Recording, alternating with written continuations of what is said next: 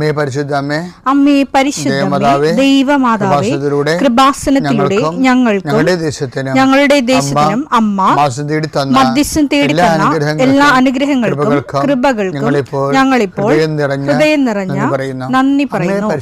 അമ്മേ പരിശുദ്ധമ്മേ ദൈവമാതാവേ, 2004 ഡിസംബർ 7 ഉച്ചകഴിഞ്ഞ് 2:30 കൃപാസനത്തിൽ സംഭവിച്ച അമ്മയുടെ പ്രത്യക്ഷപ്പെടലിനെ കുറിച്ച് തിരുസഭയ്ക്ക് സമർപ്പിച്ചിരിക്കുന്ന പഠനരേഖകളുടെ മേൽ സഭാത്മകമായ പഠനം ആരംഭിക്കുവാൻ ഞങ്ങൾ പ്രാർത്ഥിക്കുന്നു.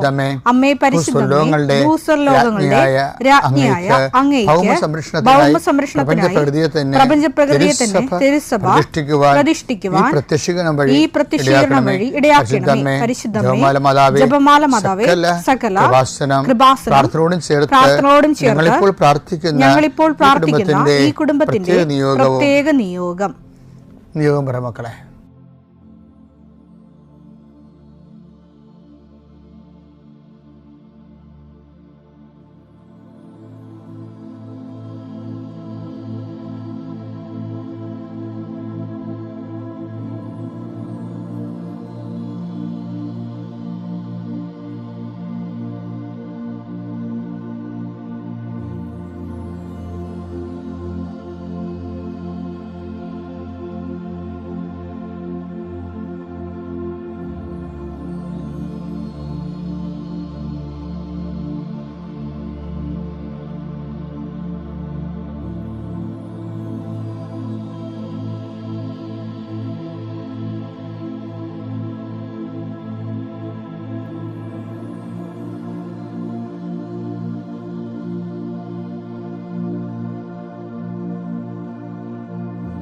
അമ്മയുടെ പ്രത്യക്ഷീകരണത്തിന്റെ ഈ അനുഗ്രഹവേളയിൽ ഞങ്ങൾക്ക് സാധിച്ചു തരുവാൻ കനിയണമേ. ആമേൻ. വിശ്വാസ പ്രമാണം. സർവശക്തനായ പിതാവും ആകാശത്തിന്റെയും ഭൂമിയുടെയും സൃഷ്ടാവുമായ ദൈവത്തിൽ ഞാൻ വിശ്വസിക്കുന്നു. അവിടുത്തെ ഏകപുത്രനും ഞങ്ങളുടെ കർത്താവുമായ ഈശോ മിശിഹായിലും ഞാൻ വിശ്വസിക്കുന്നു. ഈ പുത്രൻ പരിശുദ്ധാത്മാവിനാൽ ഗർഭസ്ഥനായി കന്യകാമറിയത്തിൽ നിന്ന് പിറന്ന് പൊന്തിയോസ് പീലാത്തോസിന്റെ കാലത്ത് പീഡകൾ സഹിച്ച് കുരിശിൽ തറയ്ക്കപ്പെട്ട് മരിച്ച് അടക്കപ്പെട്ട് പാതാളങ്ങളിൽ ഇറങ്ങി മരിച്ചവരുടെ ഇടയിൽ നിന്ന് 3-ാം നാൾ ഉയർത്ത് സ്വർഗത്തിലേക്ക് എഴുന്നള്ളി സർവശക്തിയുള്ള പിതാവായ ദൈവത്തിന്റെ വലതുഭാഗത്തിരിക്കുന്നു. അവിടെ നിന്ന് ജീവിക്കുന്നവരെയും മരിച്ചവരെയും വിധിക്കുവാൻ വരുമെന്നും ഞാൻ വിശ്വസിക്കുന്നു. പരിശുദ്ധാത്മാവിലും ഞാൻ വിശ്വസിക്കുന്നു. വിശുദ്ധ കത്തോലിക്കാ സഭയിലും പുണ്യവാന്മാരുടെ ഐക്യത്തിലും പാപങ്ങളുടെ മോചനത്തിലും ശരീരത്തിന്റെ ഉയർപ്പിലും നിത്യമായ ജീവിതത്തിലും ഞാൻ വിശ്വസിക്കുന്നു. ആമേൻ. സ്വർഗ്ഗസ്ഥനായ ഞങ്ങളുടെ പിതാവേ, അങ്ങയുടെ നാമം പൂജിതമാകണമേ. അങ്ങയുടെ രാജ്യം വരണമേ. അങ്ങയുടെ തിരുമനസ് സ്വർഗത്തിലെ പോലെ ഭൂമിയിലും ആകണമേ. അന്നു വേണ്ടുന്ന ആഹാരം ഇന്ന് ഞങ്ങൾക്ക് തരണമേ. ഞങ്ങളോട് തെറ്റ് ചെയ്യുന്നവരോട് ഞങ്ങൾ ക്ഷമിക്കുന്നത് പോലെ ഞങ്ങളുടെ തെറ്റുകൾ ഞങ്ങളോടും ക്ഷമിക്കണമേ. ഞങ്ങളെ പ്രലോഭനത്തിൽ ഉൾപ്പെടുത്തരുതേ, തിന്മയിൽ ഞങ്ങൾ രക്ഷിക്കണമേ. ആമേൻ. നന്മ നിറഞ്ഞ മറിയമേ, സ്വസ്തി. കർത്താവ് അങ്ങയുടെ കൂടെ സ്ത്രീകളിൽ അങ്ങ് അനുഗ്രഹിക്കപ്പെട്ടവളാകുന്നു. അങ്ങയുടെ ഉദരത്തിൻ ഫലമായി ഈശോ അനുഗ്രഹിക്കപ്പെട്ടവനാകുന്നു. പരിശുദ്ധ മറിയമേ, തമ്പുരാന്റെ അമ്മേ, പാപികളായ ഞങ്ങൾക്ക് വേണ്ടി ഇപ്പോഴും ഞങ്ങളുടെ മരണസമയത്തും തമ്പുരാനോട് അപേക്ഷിക്കണമേ. ആമേൻ. കർത്താവേ, നിന്റെ ഉന്നതമായ നാമത്തിന് സ്വസ്ഥം ചെയ്യുന്നു. കർത്താവേ, നിന്റെ വിശുദ്ധ പൗരോഹിത്യത്തെ മഹത്വപ്പെടുത്തണമേ. കർത്താവേ, സഭയിലുള്ള സാന്നിധ്യം ദൃഢമാക്കണമേ. 39 വർഷം ഞാൻ അർപ്പിച്ച കൃപാന്റെ യുഗതിയായി കൃപാസ്ഥാന ജീവനോടെ പ്രത്യക്ഷപ്പെട്ട മാതാവിൻ്റെ മാധ്യസ്ഥയിൽ അത്താറയിൽ നടന്ന 10,000-കണക്കിന് ആരാധന ശക്തിയാൽ കർത്താവ് ഈ പ്രഭാതത്തിലെ അങ്ങയുടെ മക്കളെ കാത്തു കൊതിച്ചിരിക്കുകയാണ്. ഈശോയെ, നിന്റെ വലതുകരത്തിൻ്റെ ഒരാശീർവാദം കിട്ടാൻ വേണ്ടി കർത്താവ് ഇന്ന് യാത്രയ്ക്ക് ഒരുങ്ങുന്ന ഓരോ മക്കളുണ്ട്. ഓരോ ഉദ്യമങ്ങളിലൂടെ മനസ്സിൽ വിചാരിച്ചുകൊണ്ട് പോകുന്നവരുണ്ട്. ഓരോ ലക്ഷ്യങ്ങൾ മനസ്സിൽ വെച്ച് പോകുന്നവരുണ്ട്. കർത്താവേ, നിന്റെ തിരുമുറുവാർന്ന് ആണിപ്പെടുതാന്ന് വലതുകരം മക്കളുടെ ശിരസ് വെക്കണമേ. അവർ പോകുന്നിടത്തേക്കല്ല, നീ പോകുന്നിടത്തേക്കെല്ലാം ഞാൻ നിന്റെ കൂടെ വരുമെന്ന് കർത്താവ് അങ്ങ് പറഞ്ഞിട്ടുണ്ടല്ലോ. ഈശോയെ, അങ്ങയുടെ സഞ്ചാര സാന്നിധ്യം അങ്ങയുടെ മക്കളുടെ കൂടെ ഉണ്ടായിരിക്കണമെന്ന് പ്രാർത്ഥിക്കുന്നു. ജീവിതത്തിൻ്റെ വ്യത്യസ്ത വിളികളിലെ പ്രയാസം അനുഭവിക്കുന്നുണ്ട് ഈശോയെ. അവരെ നീ ഏറ്റെടുക്കണമെന്ന് പ്രാർത്ഥിക്കുന്നു ഈശോയെ. വീടില്ലാത്തവരുണ്ട് ഈശോയെ, അതുപോലെ കുടുംബത്തിൽ കലഹങ്ങളുള്ളവരുണ്ട് ഈശോയെ, ഭാര്യാഭർത്താക്കന്മാർ പിരിഞ്ഞ് താമസിച്ചിട്ട് ഐക്യപ്പെടാൻ ആഗ്രഹിക്കുന്നവരുണ്ട് ഈശോയെ, ജീവിത പങ്കാളിയെ കിട്ടാത്ത പുരുഷന്മാരുണ്ട് ഈശോയെ, ജീവിത പങ്കാളിയെ കിട്ടാത്ത സ്ത്രീകളുണ്ട് ഈശോയെ. കർത്താവെ, ഈ കാലങ്ങളിലെല്ലാം മനസ്സമ്മതം നടക്കുകയും ക്രിസ്മസ് കഴിയുമ്പോൾ കല്യാണം വരാൻ പോകുന്ന ആൾക്കാരെല്ലാം നീ അത് ഓർക്കണമെന്ന് പ്രാർത്ഥിച്ചോയെ. അന്യനാടുകളിലും വിദേശങ്ങളിലൊക്കെ ജീവിക്കുന്നവരും അവർക്ക് പറ്റുന്ന ജീവിത പങ്കാളിയെ കിട്ടാതെ വിഷമിക്കുന്നവരും അതിനുവേണ്ടി പ്രാർത്ഥിക്കുന്നവരും ആശ്രയിക്കും. ഒരു പ്രൊമോഷന് വേണ്ടി പ്രാർത്ഥിക്കുന്നുണ്ട് ഈശോയെ. 10 പൈസ കൂടുതൽ കിട്ടിയാലേ കടങ്ങൾ പരിഹരിക്കപ്പെടുന്ന ഓർത്തുകൊണ്ട് വെണ്ണീറായി പ്രാർത്ഥിക്കുന്നുണ്ട് ഈശോയെ. അവർക്ക് എത്രയും വേഗം ഒരു പോംവഴി കിട്ടാൻ പരിശുദ്ധ മാതാവ് ആശ്രയിക്കട്ടെ.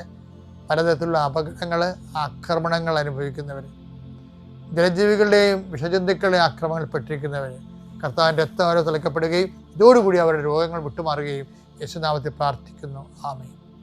ബൈബിളിൽ എപ്പോഴും നമുക്കിത് ആഗമനകാലമാണ്, കർത്താവിൻ്റെ വരവിന് വേണ്ടി നോക്കിപ്പാർക്കുന്ന കാലമാണ്. പൊതുവെ നമ്മൾ നോക്കിപ്പാർക്കുന്നൊരു വിഷയം എന്താ? ദൈവത്തിൻ്റെ മഹത്വമാണ്. അത് നമുക്ക് ലഭിക്കുമെന്നുള്ള ഒരു വിശ്വാസത്തിലാണ് നമ്മൾ ജീവിക്കുന്നത്. അതെന്താ? അത് സെൻറ്റ് പോളിൻ്റെയും ആദിമസഭയുടെയും എക്സ്പീരിയൻസ് ഓഫ് ഗോഡാണ്.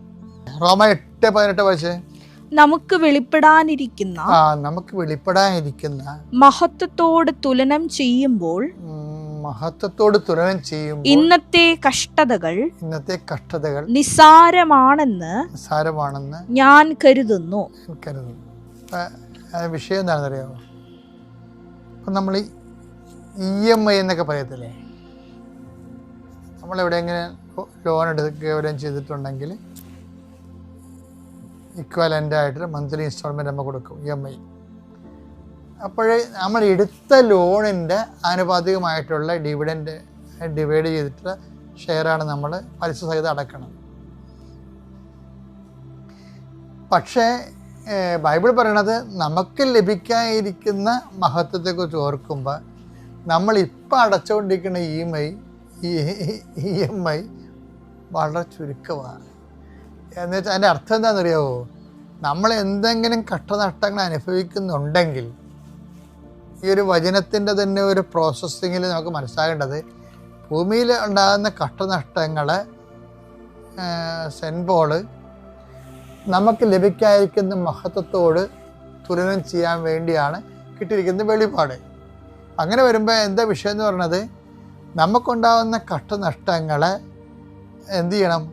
നമ്മളതൊരു ഷെയറായിട്ട് നമ്മുടെ ഷെയറായിട്ട് അടയ്ക്കുക. കർത്താവിൻ്റെ കഷ്ടനഷ്ടങ്ങളോട് ചേർത്ത് വെച്ചുകൊണ്ട് അടച്ചാലേ പറ്റത്തുള്ളൂ. കാര്യം കഷ്ടനഷ്ടങ്ങളെ കൃപയാക്കി മാറ്റിയത് ഈശോയല്ലേ. ഇപ്പോൾ ഈശോയുടെ സീൽ അടിച്ചിട്ടാണ് നമ്മൾ എക്സ്പോർട്ട് ക്വാളിറ്റി എന്നൊക്കെ. ഇപ്പം നമ്മുടെ ഈ ആലപ്പുഴയൊക്കെ കുറേ അധികം കയർ ഫാക്ടറികളില്ലേ. അപ്പോൾ ആ കയർ ഫാക്ടറികളൊക്കെ ഈ കയറൊക്കെ ഉൽപ്പാദിപ്പിക്കുന്നത് വീടുകളിലൊക്കെയാണേ. തറയൊക്കെ കെട്ടിയ ആൾക്കാർ 2-3 ആൾക്കാരൊക്കെ ഇന്നുകൊണ്ട് ചെയ്യണതാണ്. പക്ഷേ അത് വലിയ കമ്പനിയിൽ ചെല്ലുമ്പോൾ അവരത് ഡ്രിം ചെയ്തിട്ട് അതിൻ്റെ കറക്റ്റ് ചെയ്തിട്ട് അവിടെ സീലടിക്കുമ്പോഴാണ് അത് എക്സ്പോർട്ട് ക്വാളിറ്റി ആയിട്ട് മാറുന്നത്. നമ്മുടെ സഹനങ്ങൾക്കും അതുപോലെ സീലിംഗ് ഉണ്ട്. എന്താണ്?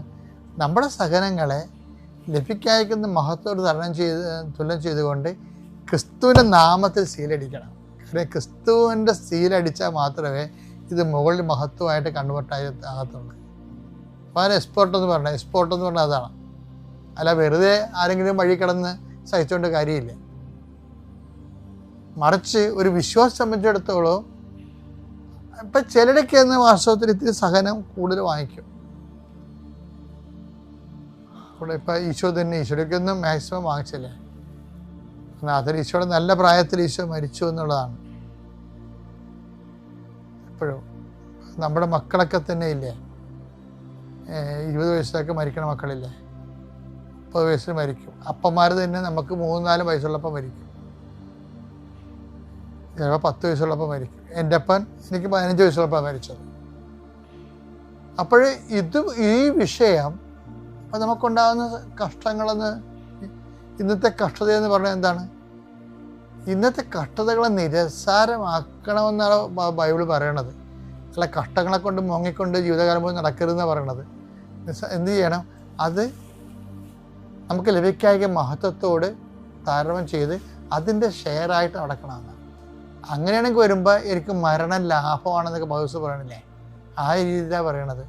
കാരണം ലഭിക്കാതിരിക്കുന്ന മഹത്വത്തെ ഓർക്കുമ്പോൾ എനിക്ക് മരണം നേട്ടമാണെന്ന് പറയണത്. ഈ മരണം നേട്ടമാണെന്ന് നമ്മുടെ വിശ്വാസം മാത്രമേ പറയുന്നത്. ഇപ്പം ഞാൻ എൻ്റെ വിഷയത്തിൽ എനിക്ക് വീടില്ല, ജോലിയില്ല, ഭർത്താവ് നേരത്തെ മരിച്ചു, കുഞ്ഞുങ്ങളെന്നെ മനസ്സിലാക്കണില്ല, മക്കളെല്ലാം മനസ്സിലാക്കണം, ഈ അവലാതിയും പറഞ്ഞുകൊണ്ട് ജീവിതകാലം മുഴുവൻ നിരങ്ങരുത്. അവലാതികൾ സ്റ്റോപ്പ് ചെയ്യണം. കാര്യം എന്താണ്? കർത്താവ് പറഞ്ഞു, ഒരു ദിവസം വരും, അത് നിങ്ങൾ എന്നോട് ഒരു അവലാതിയും ചോദിക്കത്തില്ലെന്ന് പറയും. എന്താ കാര്യം? ആ ദിവസം ഏതായിരിക്കും?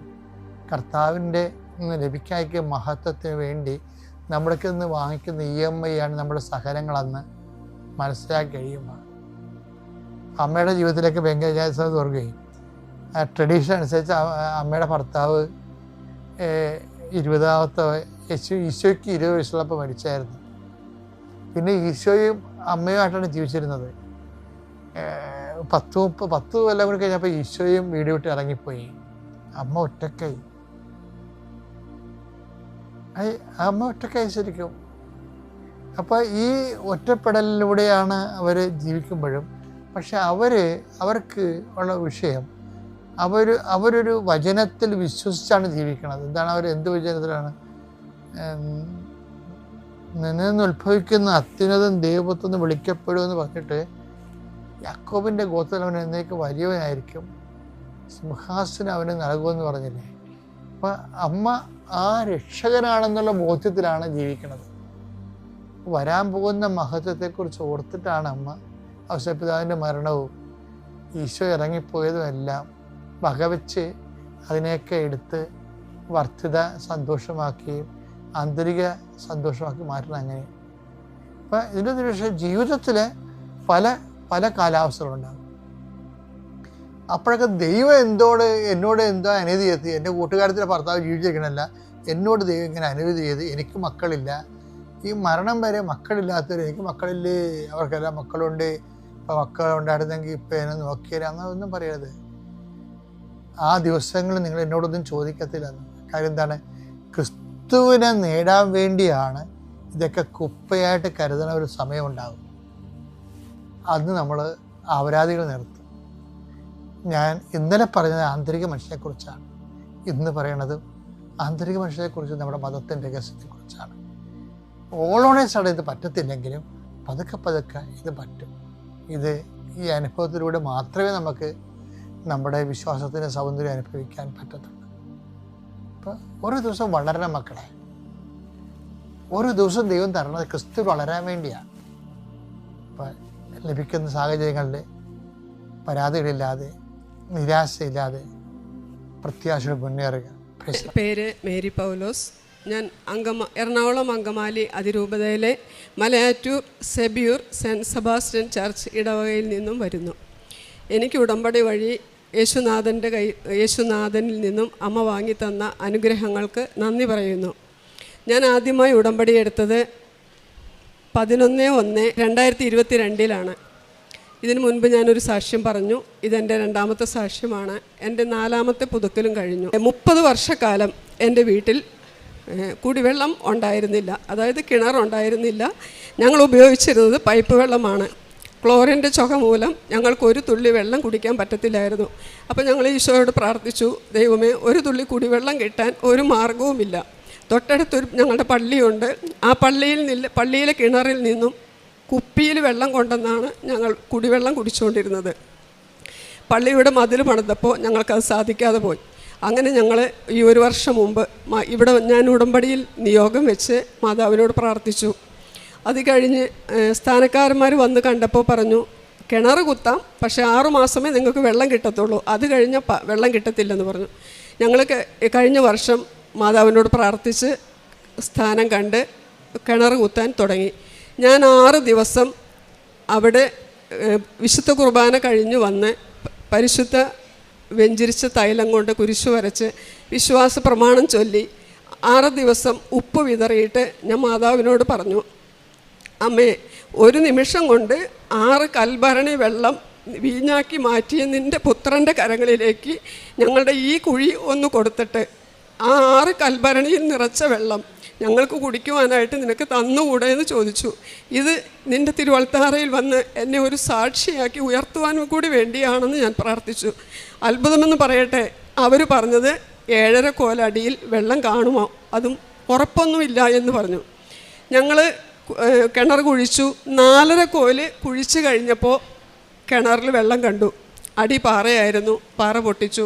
7.5 കോല് അടിയിൽ ഞങ്ങൾക്ക് ഇഷ്ടം പോലെ വെള്ളം കിട്ടി.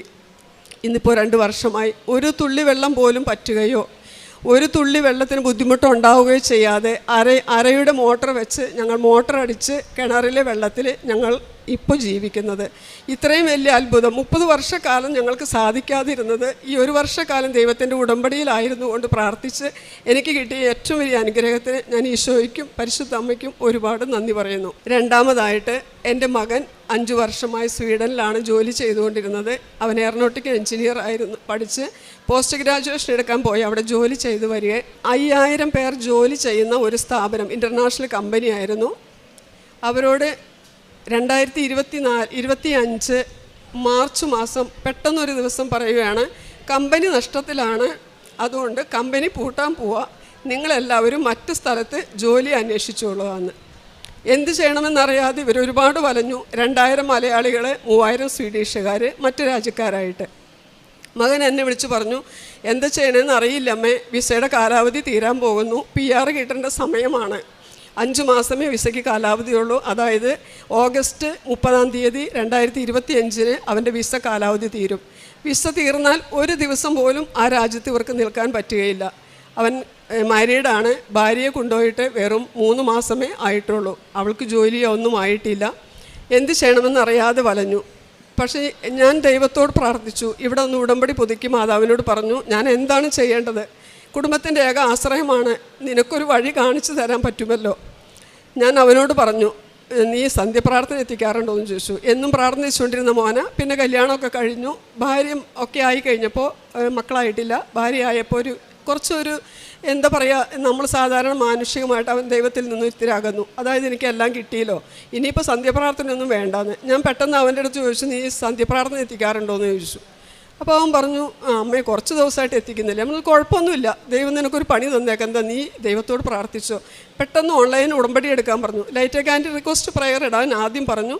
അത് കഴിഞ്ഞ് ഞാൻ അവനോട് പറഞ്ഞു, 1 മാസം വെയിറ്റ് ചെയ്തു, ഒന്നും ആയില്ല, വേറെ ഒരു കമ്പനിയിലും ജോലി ആയില്ല. അപ്പം ഞാൻ അവനോട് പറഞ്ഞു, നീ പെട്ടെന്ന് ഓൺലൈൻ ഉടമ്പടി എടുക്കാൻ പറഞ്ഞു. അവൻ ഓൺലൈൻ ഉടമ്പടി എടുത്തു. ഇപ്പോൾ നന്നായിട്ട് പ്രാർത്ഥിക്കുന്നുണ്ട്, ഒന്നും ആയില്ല.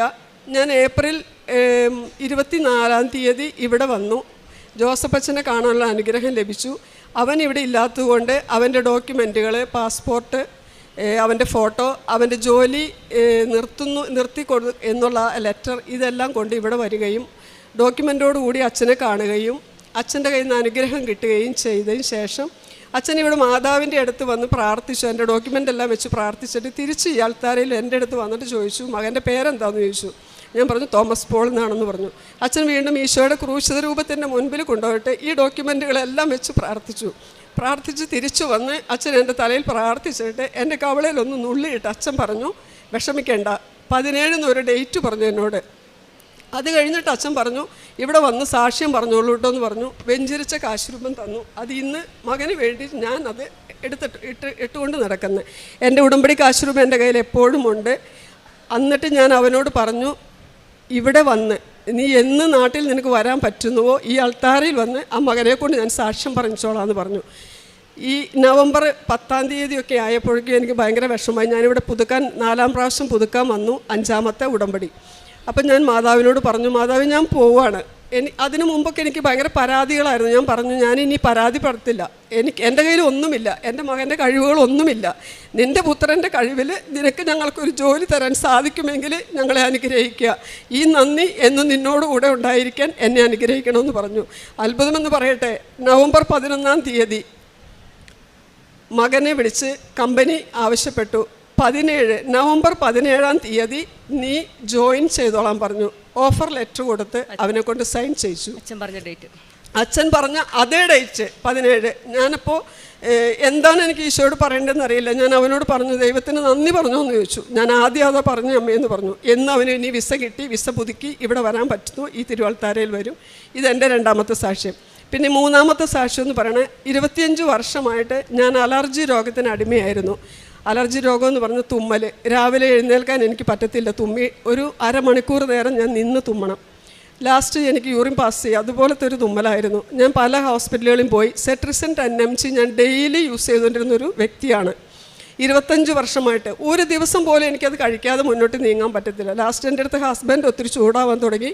എല്ലാവർക്കും അസുഖം മാറും, നിനക്ക് മാത്രം എന്ത് ഇതിങ്ങനെ എന്ന്. അപ്പം ഞാൻ കഴിഞ്ഞ 9 മാസം, ഇപ്പോൾ ഇന്ന് 9 മാസമായി എൻ്റെ മൂന്നാമത്തെ ഉടമ്പടി പുതുക്കാൻ ഇവിടെ വന്നപ്പോൾ ഞാൻ മാതാവിൻ്റെ അടുത്ത് കരഞ്ഞ് പ്രാർത്ഥിച്ചു, മാതാവേ ഇനി ഞാൻ ഈ സെട്രിസിൻ എന്ന ഗുളിക എടുക്കത്തില്ല, നീ എന്നെ കൊണ്ട് അത് തൊടിയിപ്പിക്കരുത്, നിൻ്റെ പുത്രൻ്റെ ശക്തിയാൽ എനിക്കത് പൂർണ്ണമായിട്ട് മാറ്റിത്തരണം, ഞാൻ ഒരുപാട് അവഹേളനങ്ങൾ സഹിക്കുന്നുണ്ടെന്ന് പറഞ്ഞു.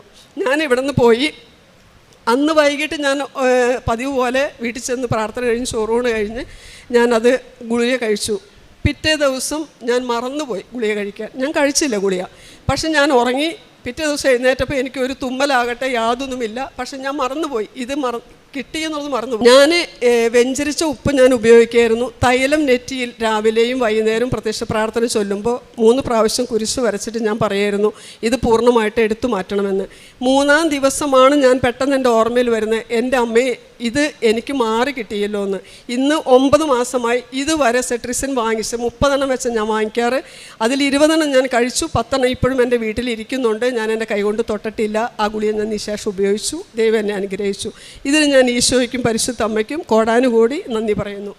പിന്നെ 4-മതായിട്ട് എൻ്റെ വലത് മുട്ടുകാല് ഭയങ്കര വേദനയായിരുന്നു. എനിക്ക് രാത്രിയിൽ ഉറങ്ങാൻ പറ്റത്തില്ല. അത് ഒരു പൊസിഷനിൽ കാല് വെച്ചാൽ അവിടെ നിന്നൊന്ന് നിവർത്തണമെങ്കിൽ ഞാൻ അമ്മയെന്ന് വിളിക്കാതെ എനിക്ക് നിവർത്താൻ പറ്റത്തില്ലായിരുന്നു. രാത്രി എനിക്കും ഉറങ്ങാൻ പറ്റത്തില്ല, ഹസ്ബൻഡിനും ഉറങ്ങാൻ പറ്റത്തില്ല.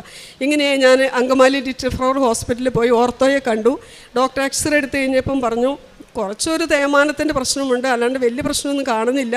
പിന്നെ കുറച്ച് വേരിക്കോസ് വെയിനുണ്ട്, ഒന്ന് സർജനെ കാണാൻ പറഞ്ഞു, ന്യൂറോ സർജനെ കാണാൻ പറഞ്ഞു. ഞാൻ എന്നിട്ട് ഞരമ്പിൻ്റെ ഡോക്ടർ സർജനെ കണ്ടു. അങ്ങേരെ എന്നെ ഒന്ന് പുച്ഛിച്ച് എന്നൊരു മട്ടിൽ പറഞ്ഞിട്ട് പറഞ്ഞു, ഓ ഇത് സർജറി ഒന്നും ചെയ്യാനുള്ള കാര്യമൊന്നും ഇല്ലടോ, താൻ പോയിക്കോ, എന്തെങ്കിലുമൊക്കെ എക്സർസൈസ് ചെയ്യുന്നു പറഞ്ഞു. എനിക്ക് ഭയങ്കര വിഷമമായി. അന്ന് ഞാൻ തിരിച്ച് വീട്ടിൽ വന്നു. എനിക്ക് ഉറങ്ങാൻ പറ്റുന്നില്ല, വേദന കൊണ്ട് ഞാൻ പുളയുക. ഹസ്ബൻഡ് ഇതുപോലെ തന്നെ എന്നെ വഴക്ക് പറഞ്ഞു, ഇനി നിന്നെ എവിടേക്ക് കൊണ്ടുപോകാനാന്ന് ചോദിച്ചു. ഞാൻ ഇവിടെ പിറ്റേ ദിവസം തന്നെ ഞാൻ ഇവിടെ വന്നു. ഉടമ്പടി പുതുക്കാനല്ല, ചുമ്മാ ഇവിടെ വന്നു മാതാവിൻ്റെ അടുത്ത് പ്രാർത്ഥിച്ചു. അവിടുത്തെ വലിയ മാതാവിൻ്റെ അടുത്ത് വന്ന് ഞാൻ മുട്ടയിൽ നിന്നു. മുട്ട എനിക്ക് കുത്താൻ പറ്റത്തില്ല, ബസ്സിൽ കാലെടുത്ത് പൊക്കാൻ പറ്റത്തില്ലായിരുന്നു. മാതാവിൻ്റെ അടുത്ത് വന്ന് പറഞ്ഞു, മാതാവ് എൻ്റെ മുട്ടുമടക്കി നിൻ്റെ മുമ്പിൽ ഞാൻ നിൽക്കുന്നുണ്ട്, ഈ മുട്ട് നിവർത്തി നീ എന്നെ ഇവിടെ നിന്ന് വിടണം. ഇനി ഒരിക്കലും ഈ വേദന കൊണ്ട് എനിക്ക് വേദനിക്കാൻ ഇടം തരരുത്, അവഹേളനങ്ങൾക്ക് എന്നെ പാത്രമാക്കരുതെന്ന്.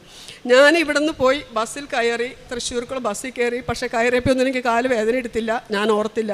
പിറ്റേ ദിവസം ഞാൻ പ്രാർത്ഥനയ്ക്ക് വേണ്ടി മുട്ടുകുത്തി എഴുന്നേൽക്കുമ്പോൾ എൻ്റെ കാലിൽ യാതൊരു പ്രശ്നങ്ങളില്ല.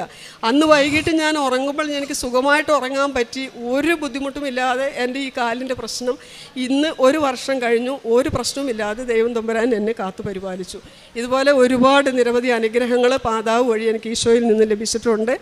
ഇന്ന് എനിക്കിനിയും എൻ്റെ മരണം വരെ ഈ ഉടമ്പടിയിൽ തുടർന്ന് പോകണമെന്നുള്ള ആഗ്രഹമുണ്ട്. പിന്നെ കാരുണ്യപ്രവൃത്തിയായിട്ട് ഞാൻ ചെയ്തതെന്ന് പറയാൻ, ഞാൻ ഗവൺമെൻറ് ഹോസ്പിറ്റലുകളിൽ പത്രം കൊടുക്കും, എന്നെക്കൊണ്ടാകുന്ന വിധത്തിലുള്ള സഹായം ചെയ്യുമായിരുന്നു. ഇപ്പോൾ ഗവൺമെൻറ് ഹോസ്പിറ്റലിൽ പത്രം കൊടുക്കാൻ പറ്റത്തില്ല, ഭക്ഷണവും കൊടുക്കാൻ പറ്റത്തില്ല. കാരണം അവർ പറഞ്ഞു ഇവരിത് നശിപ്പിച്ച് കളയുക, വിശുദ്ധമായ പത്രമല്ലേ, അതുകൊണ്ട് നിങ്ങളിവിടെ കൊണ്ടുവരരുതെന്ന് പറഞ്ഞു. ഞാനപ്പോൾ എന്ത് ചോദിച്ചാൽ ഓട്ടോ സ്റ്റാൻഡുകളിൽ കൊടുക്കും, പിന്നെ ഓരോ മെഡിക്കൽ സ്റ്റോറുകൾ അതുപോലെയുള്ള കടകളിൽ കയറി കൊടുക്കും. പിന്നെ എൻ്റെ ഇടവകയിൽ പള്ളിയിൽ ഞാൻ കുർബാനയ്ക്ക് വരുന്നവർക്ക് പറഞ്ഞ് കുർബാന കഴിഞ്ഞ് പോകുമ്പോൾ കൊടുക്കും. പിന്നെ ഓരോ അറിയാത്ത വീടുകളിൽ പോയിട്ട് ഞാൻ ഈ പ്രത്യക്ഷീകരണത്തിൻ്റെ സാക്ഷിയാക്കി ഉയർത്തിയ കാര്യങ്ങൾ പറഞ്ഞ് പത്രം കൊടുക്കും. പിന്നെ കാരുണ്യ പ്രവൃത്തി, ഞാൻ ക്യാൻസർ രോഗികൾക്ക് പൊതിച്ചോറ് കൊടുക്കുമായിരുന്നു.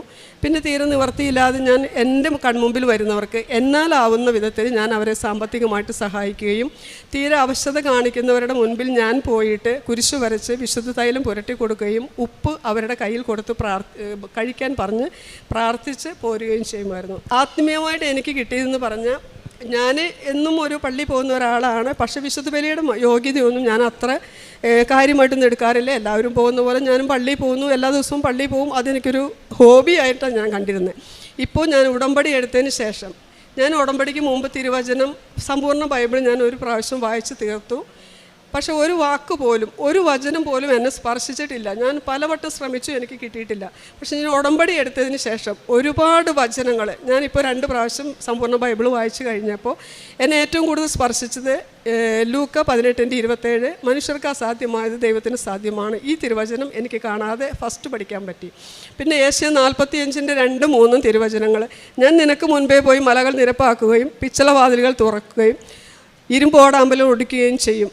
നിന്നെ ശക്തിപ്പെടുത്തുന്ന ആ തിരുവചനങ്ങൾ ഞാൻ ഇടപെടാതെ ഞാൻ പ്രാർത്ഥിക്കുമായിരുന്നു. ഈ മകന് വേണ്ടിയിട്ട് ഞാൻ ഈ തിരുവചനം 33 പ്രാവശ്യം ചൊല്ലി ഞാൻ പ്രാർത്ഥിക്കുമായിരുന്നു. ഇത്രയും അനുഗ്രഹങ്ങൾ എനിക്ക് തന്ന ദൈവത്തിനും പരിശുദ്ധ അമ്മയ്ക്കും കോടാനുകോടി നന്ദി പറഞ്ഞുകൊണ്ട് എൻ്റെ സാക്ഷ്യം ഞാനിവിടെ സമർപ്പിക്കുന്നു. രക്ഷയുടെ കിണറ്റിൽ നിന്ന് നീ സന്തോഷത്തോടെ ജലം കോരിയെടുക്കും. ആ നാളിൽ നീ പറയും, കർത്താവിന് നന്ദി പറയുവിൻ. യെശയ്യാ പ്രവാചകൻ്റെ പുസ്തകത്തിൽ 12-ാം അധ്യായം 3-ാം തിരുവചനമാണ് നാം കേട്ടത്. മേരി പൗലോസ് എന്ന മകളുടെ ഉടമ്പടി അനുഭവ സാക്ഷ്യമാണ് നമ്മൾ ശ്രവിച്ചുകൊണ്ടിരുന്നത്. 30 വർഷം ദാഹജലത്തിന് വേണ്ടി കൊതിച്ചിരുന്ന ഒരു കുടുംബം ഉടമ്പടി എടുത്ത് പ്രാർത്ഥിച്ചു. 6 ദിവസം കിണർ കുത്തണമെന്ന് പറഞ്ഞപ്പോൾ 6 മാസം വെള്ളം ലഭിക്കുമെന്നാണ് പറഞ്ഞിരുന്നത്. ഈ മകൾ 6 എന്നുള്ള നമ്പർ എടുത്ത് 6 ദിവസത്തെ പ്രാർത്ഥന തുടങ്ങി. 6 മാസം 6 വർഷങ്ങളാക്കാനുള്ള കർത്താവ് നമ്മുടെ കൂടെ ഉണ്ടെന്ന് അറിയുന്ന ഈ മകൾ പ്രാർത്ഥിച്ചത് അതുപോലെ തന്നെയാണ്. കാനായിൽ 6 കൽഭരണിയിൽ വെള്ളം വീഞ്ഞാക്കിയ ആ കർത്താവുണ്ട് നമ്മുടെ കൂടെ. ഇതാണ് ഉടമ്പടി മക്കൾക്ക് കിട്ടുന്ന ഒരു വലിയൊരു അനുഗ്രഹം. ആ വിശ്വാസത്തിൻ്റെ പേരിലാണ് കാനായിൽ വെള്ളം വീഞ്ഞാക്കിയ ആ കർത്താവ് നമ്മുടെ കൂടെയുണ്ടെന്നുള്ള ആ വിശ്വാസത്തിലുള്ള ഉടമ്പടി ജീവിതമാണ്, ആ വിശ്വാസത്തിലുള്ള പ്രാർത്ഥനയാണ് കർത്താവ് കേട്ടത്. അവർക്ക് വേണ്ട ആവശ്യമുള്ള വെള്ളമാണ് ആ കിണറിൽ നിന്ന് ലഭിക്കുന്നത്. പരിശുദ്ധ അമ്മയും ഈശോയും ചേർന്ന് നൽകിയ ഒരു അനുഗ്രഹമാണ് ആ ജീവജലം. ഉപ്പിട്ട് വിശ്വാസപ്രമാണം ചൊല്ലിയാണ് പ്രാർത്ഥിച്ചത് ഈ മകള്. നമ്മുടെ ഉടമ്പടി വസ്തുക്കൾ പലപ്പോഴും നമ്മൾ വിശ്വാസത്തോടെ പ്രത്യാശയോടെ നമ്മൾ ഉപയോഗിക്കുമ്പോഴാണ് അതിൻ്റെ ഫലം കാണുന്നത്. ഉപ്പ് വെറും ഉപ്പ് മാത്രമാണ്. പക്ഷേ ഉടമ്പടി ഉപ്പ് വിശ്വാസത്തോടെ വിശ്വാസ പ്രമാണം ചൊല്ലി പ്രത്യക്ഷീകരണ പ്രാർത്ഥന ചൊല്ലി ഉപയോഗിക്കുമ്പോഴാണ് അതിൻ്റെ ഫലം നമ്മൾ അറിയുന്നത്. ഈശോയുടെയും അമ്മയുടെയും അനുഗ്രഹം നമ്മളിൽ വർഷിക്കുന്നത് ഉടമ്പടി വസ്തുക്കളുടെ ഉപയോഗത്തിലും നമ്മളുടെ വിശ്വാസത്തിലുമാണ്. മോൻ്റെ ജോലിയുടെ കാര്യത്തെപ്പറ്റി ഈ മകൾ പറഞ്ഞു. 6 വർഷം ജോലി ചെയ്യുന്ന സ്ഥലത്തു നിന്നുള്ള ജോലി നഷ്ടപ്പെടുന്ന ആ അവസരം, ആ സമയം പരിശുദ്ധ അമ്മയുടെ അടുക്കൽ വന്ന് മുട്ടിപ്പായി പ്രാർത്ഥിച്ചപ്പോഴാണ് ഈശോയും അമ്മയും കൂടെ ഒരു പുത്തൻ വഴി ഒരുക്കി കൊടുത്തത് ഇവർക്ക്. അച്ഛൻ്റെ, ബഹുമാനപ്പെട്ട ജോസഫ് അച്ഛൻ്റെ കൈവപ്പ് പ്രാർത്ഥന വഴി ലഭിച്ച നമ്പർ 17. മിക്ക വ്യക്തികളും അവരുടെ ഉടമ്പടി സാക്ഷ്യത്തിൽ സംസാരിക്കാറുണ്ട് അബൌട്ട് അച്ഛൻ്റെ പ്രാർത്ഥനയെപ്പറ്റി. അച്ഛൻ എപ്പോഴും പ്രാർത്ഥിക്കുമ്പോൾ, നമുക്ക് വേണ്ടി പ്രാർത്ഥിക്കുമ്പോൾ 39 വർഷത്തെ പൗരോഹിത്യത്തിൻ്റെ ആ ജീവിതം നയിച്ച അച്ഛന് നല്ലൊരു ഡിപ്പോസിറ്റാണ് ഈശോയുടെ അമ്മയുടെയും കയ്യിലുള്ളത്. ആ ഡിപ്പോസിറ്റിൽ നിന്ന് എടുത്താണ് നമുക്ക് തരുന്ന ഓരോ അനുഗ്രഹങ്ങളും. അച്ഛൻ്റെ കൈവപ്പ് പ്രാർത്ഥന വഴി ലഭിച്ച 17 എന്ന അക്കം ഈ മകൾ ഓരോ മാസവും കാത്തിരുന്നു. 17 എന്താണ്, എങ്ങനെയാണ്, എവിടെ നിന്നാണ് ഈ 17 എന്നുള്ള നമ്പർ വരുന്നത്? 17-ാം തീയതി തന്നെയാണ് അച്ഛൻ പറഞ്ഞ ആ ഡേറ്റിൽ വെച്ച് തന്നെയാണ് ആ മകന് ആ ജോലിയിൽ ചേരുവാൻ സാധിച്ചത്. ടൈം ഷോർട്ടനിൻ്റെ അമ്മ മാതാവ്, പരിശുദ്ധ അമ്മ നഷ്ടപ്പെട്ട ജോലിയും 30 വർഷം ജലമില്ലായിരുന്ന വീട്ടിൽ ജലം നൽകിയും ഈ മകളുടെ 25 വർഷമുള്ള അലർജിയും നമ്മുടെ ടൈം ഷോർട്ടനിങ് മാതാവ്, സമയ ചുരുക്കത്തിൻ്റെ അമ്മയാണ് ഇവർക്കെല്ലാം കൊടുത്ത് അവരെ അനുഗ്രഹിച്ചത്. കാരുണ്യ പ്രവൃത്തികളായിട്ട് ഈ മകൾ ചെയ്തത് ക്യാൻസർ രോഗികളെ സന്ദർശിക്കുകയും ആ മകൾ പറയുകയുണ്ടായി, അറിഞ്ഞവരെ ആഴപ്പെടുത്തുവാനും അറിയാത്തവരെ അറിയിക്കുവാനുമാണ് ഈ മകൾ ശ്രമിച്ചത്. പത്രം കൊടുത്തും ക്യാൻസർ രോഗികളെ ശുശ്രൂഷിച്ചും ഈശോയുടെ അമ്മയുടെ അനുഗ്രഹം മറ്റുള്ളവരുടെ ഷെയർ ചെയ്തുമാണ് ഇവർ ഉടമ്പടിയുടെ സാക്ഷ്യമായി തീർന്നത്. പരിശുദ്ധ അമ്മയിലൂടെ ഉടമ്പടി ജീവിതത്തിലൂടെ നമുക്കും പുത്തൻ വഴികൾ ഈശോയും അമ്മയും തുറന്നു തരട്ടെ എന്ന് പ്രാർത്ഥിക്കാം. നമ്മുടെ ഓരോ കാര്യങ്ങളും ഉടമ്പടിയിൽ കൂടെ നമ്മൾ ഈശോയിലേക്കും അമ്മയിലേക്കും മുൻപിൽ വന്ന് വയ്ക്കുമ്പോൾ കൃപാസന അമ്മ നമ്മുടെ ഓരോ പ്രാർത്ഥനകളും വിശ്വാസത്തോടെ പ്രാർത്ഥിക്കുമ്പോൾ നമുക്ക് എല്ലാം മേടിച്ചു തരുന്ന ഒരു അമ്മയാണ് നമ്മുടെ കൂടെയുള്ളത്. ആ അമ്മ ഈശോയിൽ നിന്ന് മേടിച്ചു കൊടുത്ത ഈ മകളുടെ കുടുംബത്തിന്, മേരി പൗലോസ് എന്ന മകൾക്കും കുടുംബത്തിനും ഈശോയിൽ നിന്ന് ലഭിച്ച എല്ലാ അനുഗ്രഹങ്ങൾക്കും കൃപകൾക്കും നമുക്ക് കൈയടിച്ച് നന്ദി പറയാം. എൻ്റെ പേര് അബിയ. ഞാൻ 2022 ജൂൺ 4-ാം തീയതിയാണ് ആദ്യമായിട്ട് ഉടമ്പടി എടുക്കുന്നത്. ഇതെൻ്റെ 5ാമത്തെ സാക്ഷ്യമാണ്. ആദ്യമായിട്ട് ഇപ്പോൾ ഞാൻ നന്ദി പറയുന്നത്, എനിക്ക് കുറവുകളുണ്ടായിട്ടും എൻ്റെ ഉടമ്പടി കുറച്ച് നാളായിട്ട് എവിടെയോ പാളിപ്പോയിട്ടും ഈശോയും അമ്മ എന്നെ ഇവിടെ നിർത്തിയതിനാണ്. വീട്ടിൽ നിന്ന് ഇറങ്ങിയപ്പോൾ എനിക്ക് ഭയം ഉണ്ടായിരുന്നു, എനിക്ക് എന്തെങ്കിലും തടസ്സം ഉണ്ടാവുമോ സാക്ഷ്യം പറയാനെന്ന്. പക്ഷേ സിസ്റ്റർ എൻ്റെ ഇടയ്ക്ക് പറഞ്ഞതുപോലെ 100 ആടുകൾ ഉള്ളതിൽ ഒരെണ്ണം വഴിതെറ്റിപ്പോയാൽ അതിനെ തിരഞ്ഞു പിടിക്കുന്നവനാണ് ഈശോ. ഈശോ എന്നോട് കാണിച്ച കാരുണ്യത്തെ ഓർത്ത് ആദ്യമേ നന്ദി പറയുന്നു. ആദ്യമായിട്ട് ഉടമ്പടി പറയുന്നത്, സാക്ഷ്യം പറയുന്നത്, എൻ്റെ ഇൻറ്റേൺഷിപ്പിന് എനിക്ക് ഹോസ്പിറ്റലിൽ കിട്ടിയതിനാണ്. ഞാൻ BSc നഴ്സിംഗ് ഫൈനൽ ഇയർ സ്റ്റുഡൻ്റാണ്. എനിക്ക് 3 മാസത്തേക്ക് ഇൻറ്റേൺഷിപ്പ് വേണമായിരുന്നു. പക്ഷേ കേരളത്തിൽ എവിടെ വേണേലും നോക്കാമെന്ന് കോളേജിൽ നിന്ന് പറഞ്ഞെങ്കിലും എനിക്ക് എവിടെ നിന്നും കിട്ടുന്നില്ലായിരുന്നു. ഞാൻ 1 മാസത്തോളം ഒരു ഹോസ്പിറ്റലിലെങ്കിലും കിട്ടാൻ വേണ്ടിയിട്ട് കുറേ അലഞ്ഞു.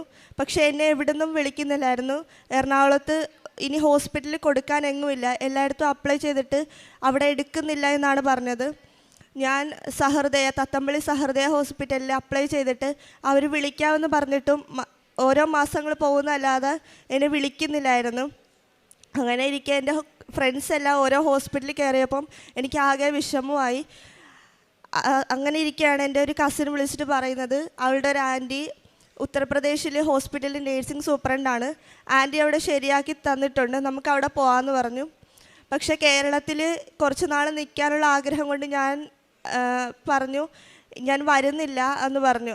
അങ്ങനെ ഇരിക്കെ വീട്ടുകാരും പറഞ്ഞു, നീ എങ്ങും കിട്ടുന്നില്ലല്ലോ, നീ ഉത്തർപ്രദേശിൽ തന്നെ പോകുമെന്ന് പറഞ്ഞു. അങ്ങനെ ഞാൻ അവളോട് ഓക്കെ പറഞ്ഞു. പക്ഷേ ഒരുപാട് വിഷമിച്ചു, ഒരു മനസ്സില്ല എനിക്ക് അങ്ങോട്ട് പോകാൻ വേണ്ടിയിട്ട്. അവസാനം ഞാൻ എല്ലാവരോടും പറഞ്ഞു, ഇനി ഈ കാര്യത്തിൽ ആരും ഇടപെടണ്ട, ഇത് പരിശുദ്ധ അമ്മയിൽ കൊടുത്ത അമ്മ ശരിയാക്കി തരുമെന്ന് പറഞ്ഞ് ഞാനിവിടെ വന്ന് ഉടമ്പടി പുതുക്കി പിറ്റേ ദിവസം തന്നെ ഞാൻ തത്തമ്പള്ളി സഹൃദയ ഹോസ്പിറ്റലിൽ പോയി. ഞാൻ ഉടമ്പടിയിൽ സഹൃദയ ഹോസ്പിറ്റൽ എനിക്ക് കിട്ടണമെന്ന് പറഞ്ഞ് ഹോസ്പിറ്റലിൻ്റെ പേരെഴുതിയാണ് ഞാൻ വെച്ചത്. ഞാൻ അവിടെ പോയി ആരും അറിയാതെ റിസപ്ഷൻ്റെ ഫ്രണ്ടിൽ ആരും അറിയാണ്ട് ഉടമ്പടി ഉപ്പിട്ട് പ്രാർത്ഥിച്ച് അവിടുന്ന് കണ്ണുനീരൊഴുക്കിയാണ് ഇറങ്ങിയത്. വിഷമമായിരുന്നു, കിട്ടുമോ ഇല്ലേ എന്ന്. അങ്ങനെ അമ്മ പറഞ്ഞു, ഇവിടെ അടുത്തൊരു പള്ളിയുണ്ട്, നമുക്ക് അവിടെ നിന്ന് പോയിട്ട് പോകാം എന്ന് പറഞ്ഞു. ഞാൻ ഇന്ന് കേട്ടിട്ടുള്ളതല്ലാതെ ഞാൻ ഇന്നേവർക്ക് ആ പള്ളിയിൽ പോയിട്ടില്ല. അവിടെ പോയിട്ട് പ്രാർത്ഥിച്ച് തിരിച്ചു വരുന്ന വഴി എൻ്റെ ഒരു ആൻറ്റീനെ ഞാൻ കണ്ടു. ആൻറ്റിക്ക് 2 പിള്ളേരുണ്ട്. അതിൽ മൂത്ത കുട്ടി കുഞ്ഞായിരുന്നപ്പോൾ, പൊടിക്കൊച്ചായിരുന്നപ്പോൾ കണ്ടതാണ്. 10-12 വർഷത്തിന് മുകളിലായി ഞാൻ ആ ആൻറ്റീനെ കണ്ടിട്ട്. ആൻറ്റീനെ വഴി വെച്ച് സംസാരിച്ച് ആൻറ്റി പറഞ്ഞു, എനിക്കൊരു കടയുണ്ട്, അവിടെ വന്ന് നമുക്ക് സംസാരിക്കാമെന്ന് പറഞ്ഞ് ഞങ്ങൾ അവിടെ ചെന്ന് സംസാരിച്ച് എൻ്റെ കാര്യങ്ങളെല്ലാം പറഞ്ഞപ്പോഴാണ് ആൻറ്റി പറയുന്നത്, അതിനെന്താ നമുക്ക് ശരിയാക്കാം, എൻ്റെ ബ്രദർ അവിടുത്തെ അച്ഛൻ്റെ ബെസ്റ്റ് ഫ്രണ്ടാണ്, നമുക്കത് ശരിയാക്കാമെന്ന് പറഞ്ഞു. പക്ഷേ ഓരോരുത്തരും നമ്മളിങ്ങനെ പറയുമ്പോൾ നമുക്കത് എന്തെങ്കിലും ഒരു ഹെൽപ്പ് ചെയ്യുന്നതല്ലാതെ ഞാൻ ഓർത്ത് അത് ജസ്റ്റ് പറഞ്ഞു പോയതായിരിക്കും, എനിക്കത് ഞാൻ പ്രതീക്ഷിച്ചില്ല. പക്ഷേ എൻ്റെ നമ്പരൊക്കെ വാങ്ങിച്ചിട്ടും പിറ്റേ ദിവസം ആൻറ്റിയുടെ ബ്രദർ എന്നെ വിളിച്ചിട്ട് പറഞ്ഞു, മോളല്ലേ ഇങ്ങനെ ഇൻറ്റേൺഷിപ്പിന് തിരക്കുന്നത്, ആൻറ്റിയുടെ ബ്രദറാണ് ഞാനെന്ന് പറഞ്ഞ് വിളിച്ച് സംസാരിച്ച് എല്ലാ കാര്യങ്ങളും ഡീറ്റെയിൽ ആയിട്ട് ചോദിച്ച് അങ്ങനെ കുറച്ച് കഴിഞ്ഞിട്ട് വിളിക്കാമെന്ന് പറഞ്ഞ് ഞങ്ങൾ വീണ്ടും വിളിച്ചിട്ട് എന്നോട് പറഞ്ഞു, മോൾക്ക് സഹൃദയ ഹോസ്പിറ്റലിൽ കയറാം, ഞാൻ അച്ഛനോട് പറഞ്ഞിട്ടുണ്ട്, മോൾ കയറിക്കോ ഡ്യൂട്ടിക്കെന്ന് പറഞ്ഞു. ഞാൻ ഇതറിഞ്ഞത് എനിക്ക് 3-ാമത്തെ ദിവസം ഞാൻ സഹൃദയ ഹോസ്പിറ്റലിൽ ഇൻറ്റേൺഷിപ്പിന് കയറി. ഞാനിവിടെ അമ്മയോട് വെച്ച ഒരു കാര്യമായിരുന്നു, സഹൃദയ ഹോസ്പിറ്റലിൻ്റെ ഫ്രണ്ടിൽ ഒരു ക്രിസ്തുരാജൻ്റെ രൂപമുണ്ട്, എനിക്ക് കയറുമ്പോഴും ഇറങ്ങുമ്പോഴും ഒക്കെ ഈശോയെ മുത്തിയിട്ട് കയറാം. ആ ഒരു ആഗ്രഹം ഞാൻ അമ്മയോട് പറഞ്ഞായിരുന്നു. ഇറങ്ങുന്നത് വരെ 3 മാസത്തെ ഇൻറ്റേൺഷിപ്പ് ഞാനിങ്ങനെ അലഞ്ഞു നടന്നത് കാരണം എങ്ങും കിട്ടുന്നില്ലായിരുന്നു. അപ്പം അങ്ങനെ 1 മാസം എൻ്റെ വെറുതെ പോയി. അപ്പോൾ ആ 2 മാസം എനിക്ക് കിട്ടിയത് ഞാൻ എൻ്റെ ഈശോയെ ഉമ്മ കൊടുത്തിട്ടാണ് ഞാൻ അങ്ങോട്ടും ഇങ്ങോട്ടും പോയിക്കൊണ്ടിരുന്നത്. എനിക്ക് ഇത്ര വലിയൊരു അനുഗ്രഹം തന്നതിന് അമ്മയ്ക്ക് ഈശോയ്ക്കും കോടാനുകോടി നന്ദി പറയുന്നു. രണ്ടാമത്തെ എൻ്റെ സാക്ഷ്യം, എനിക്ക് 23 വയസ്സുണ്ട്. ഈ 23 വർഷത്തിനുള്ളിൽ എനിക്ക് ഇതേവരേക്കും ഒരു 39-40 കിലോ അല്ലാണ്ട് കൂടുന്നില്ലായിരുന്നു. ഒരുപാട് ആരോഗ്യ പ്രശ്നങ്ങളുണ്ടായിരുന്നു. എപ്പോഴും പെട്ടെന്ന് തന്നെ അസുഖങ്ങൾ എനിക്ക് വരുമായിരുന്നു. ഹോസ്പിറ്റലിൽ എന്തെങ്കിലും കാര്യത്തിന് പോയാൽ ഡോക്ടർ ഉടനെ പറയും ഡീഹൈഡ്രേറ്റഡ് ആണ്, നന്നായി ഭക്ഷണം കഴിക്കണം. പക്ഷേ എനിക്ക് ഭക്ഷണം കഴിക്കാൻ താല്പര്യവും ഇല്ല, ഭയങ്കര മടുപ്പായിരുന്നു ഫുഡ് കഴിക്കാൻ. അങ്ങനെ ഞാൻ അവസാനമായിട്ട് എൻ്റെ മാർഗ്ഗം ഉടമ്പടി മാത്രമേ ഉള്ളെന്ന് കരുതി ഞാൻ ഇവിടെ വന്ന് ഉടമ്പടിയിൽ മാതാവിൻ്റെ അടുക്കൽ നിയോഗം വെച്ച്, മാതാവേ 23 വർഷമായിട്ട് എനിക്ക് 39-40 കിലോയ്ക്ക് മുകളിൽ ഞാൻ എൻ്റെ വെയിറ്റ് കണ്ടിട്ടില്ല. ഞാൻ ആഗ്രഹിക്കുന്നത് എനിക്ക് എൻ്റെ ഹൈറ്റിനനുസരിച്ച് എനിക്ക് വെയിറ്റ് തരണം. ഞാനിനി ഒരു ഭക്ഷണവും അമിതമായിട്ട് കഴിക്കത്തില്ല. ഞാനിനി വണ്ണം വയ്ക്കണം എന്ന രീതിയിൽ ഞാൻ ഒരു ഭക്ഷണവും കഴിക്കത്തില്ല. 23 വർഷത്തോളം എൻ്റെ അമ്മ ശ്രമിച്ചിട്ട് നടക്കാത്ത കാര്യമാണ്. ഇനി നീയേ ഉള്ളൂ എനിക്ക്. ഞാൻ ഉടമ്പടിയിൽ വെച്ച് ഇവിടുന്ന് പോയി എല്ലാ ദിവസവും രാത്രി ഒരു നുള്ള് ഉടമ്പടി ഉപ്പ് എടുത്ത് കഴിച്ചിട്ടാണ് ഞാൻ കിടന്നുറങ്ങുന്നത്. 1 മാസം പോലും ആയില്ല. അതിനു മുമ്പേ എൻ്റെ ഡ്രസ്സെല്ലാം എനിക്കെന്തോ ഭയങ്കര ടൈറ്റായിട്ട് എനിക്ക് ഫീൽ ചെയ്ത്. അപ്പോഴാണ് ഞാൻ ശ്രദ്ധിച്ചത്. അങ്ങനെ പോയി ഞാൻ വെയിറ്റ് നോക്കിയപ്പോൾ എനിക്ക് 50 കിലോ വെയിറ്റാണ് ഞാൻ കണ്ടത്. 23 വർഷത്തിൽ ഇന്നേ വരെക്കും 40-ന് മുകളിൽ ഞാൻ ഇന്നേ വരെക്കും ഞാൻ അതിൽ കണ്ടിട്ടില്ല. എനിക്കിപ്പോൾ 50 കിലോ വെയിറ്റാണുള്ളത്. ഇതേവരേക്കും ഈ നിമിഷം വരെ എനിക്കിപ്പോൾ ഒരു പനി പോലും വന്നിട്ടില്ല. ഭയങ്കര ആരോഗ്യ പ്രശ്നങ്ങളുണ്ടായിരുന്നതാണ്. ഞാൻ ഇതിനു മുമ്പ് 4 സാക്ഷ്യങ്ങൾ പറഞ്ഞപ്പോഴും എനിക്ക് ആരോഗ്യ പ്രശ്നങ്ങൾ മാറ്റിത്തന്നതും എനിക്ക് എന്തൊക്കെയാണ് ഞാൻ അനുഭവിച്ച് മാറിയതെന്നും എല്ലാം ഞാനിവിടെ സാക്ഷ്യം പറഞ്ഞതാണ്. ഇത്ര വലിയൊരു അനുഗ്രഹം തന്നതിന് അമ്മയ്ക്ക് ഈശോയ്ക്കും കോടാനുകോടി നന്ദി പറയുന്നു. ഞാൻ പ്രേക്ഷിത പ്രവർത്തനമായിട്ട് ഇവിടുന്ന് പത്രം വാങ്ങിച്ചുകൊണ്ട് പോയി മാനസികാരോഗ്യ കേന്ദ്രത്തിലും അതുപോലെ ക്യാൻസർ വാർഡിലും അറിയാത്തവർക്ക്, ആർക്കാണ് കൃപാസനത്തെ അറിയാവുന്നവർക്ക് ഞാൻ ഒരിക്കലും കൊടുക്കത്തില്ല. അവരിവിടെ വരുന്നതാണ്. ആരാണ് അറിയാത്തവർക്ക് തിരഞ്ഞു പിടിച്ച് ഞാൻ കൊടുക്കും. അറിയാവുന്ന പറയുന്നവരിൽ നിന്ന് ഞാൻ പത്രം ചോദിക്കും, ഞാനിത് വേറെ ആർക്കെങ്കിലും കൊടുത്തോട്ടെ, നിങ്ങൾക്ക് അറിയാവുന്നതല്ലേ എന്ന് പറയുമ്പോൾ ഞാനത് തിരിച്ച് വാങ്ങിച്ചിട്ട് വേറെ അറിയാത്തവർക്ക് തിരഞ്ഞു പിടിച്ച് ഞാൻ അലഞ്ഞിട്ടാണേലും ഞാൻ കൊടുക്കും. ഞാൻ അങ്ങനെയാണ് പ്രേക്ഷിത പ്രവർത്തനം ചെയ്യുന്നത്. അതുപോലെ കാരുണ്യ പ്രവൃത്തിയായിട്ട് ഭക്ഷണം വാങ്ങിച്ചു കൊടുക്കും. പൈസയിൽ ബുദ്ധിമുട്ടുന്നവർക്ക് എൻ്റെ കയ്യിലുള്ളത് എന്താണോ, ചിലപ്പോൾ ഞാനത് കഴിക്കാൻ വെച്ചിരിക്കുന്നതായിരിക്കും, പക്ഷേങ്കിലും എൻ്റെ വിശപ്പ് ഞാൻ മാറ്റി വെച്ചിട്ട് ഞാൻ അവർക്ക് വേണ്ടിയിട്ട് അത് ഉപയോഗപ്പെടുത്തും. ഇത്രയും വലിയ അനുഗ്രഹങ്ങൾ തന്ന അമ്മയ്ക്കും ഈശോയ്ക്കും കോടാനുകോടി നന്ദി പറയുന്നു. എൻ്റെ പേര് പ്രിൻസി മാർട്ടിൻ. ഞാൻ അബിയയുടെ അമ്മയാണ്. ഞാൻ 2018 ഇവിടെ ആദ്യമായി വന്ന് ഉടമ്പടി എടുത്തത്. 17 പുതുക്ക് കഴിഞ്ഞെൻ്റെ ഇത് ഇവിടെ അൾത്താരയിൽ പറയുന്നത് 8ാമത്തെ സാക്ഷ്യമാണ്. 7 സാക്ഷ്യങ്ങളും വലിയ വലിയ സാക്ഷ്യങ്ങളായിരുന്നു ഞാൻ പറഞ്ഞത്. ഇതിപ്പം ചെറുതായിട്ട് തോന്നുമെങ്കിലും എനിക്ക് വലിയൊരു സാക്ഷ്യമാണ്. എനിക്ക് ഒരു 3 മാസത്തിന് മുമ്പ് എൻ്റെ പ്രൈവറ്റ് പാർട്ടിൽ ഒരു മുറിവുണ്ടായി.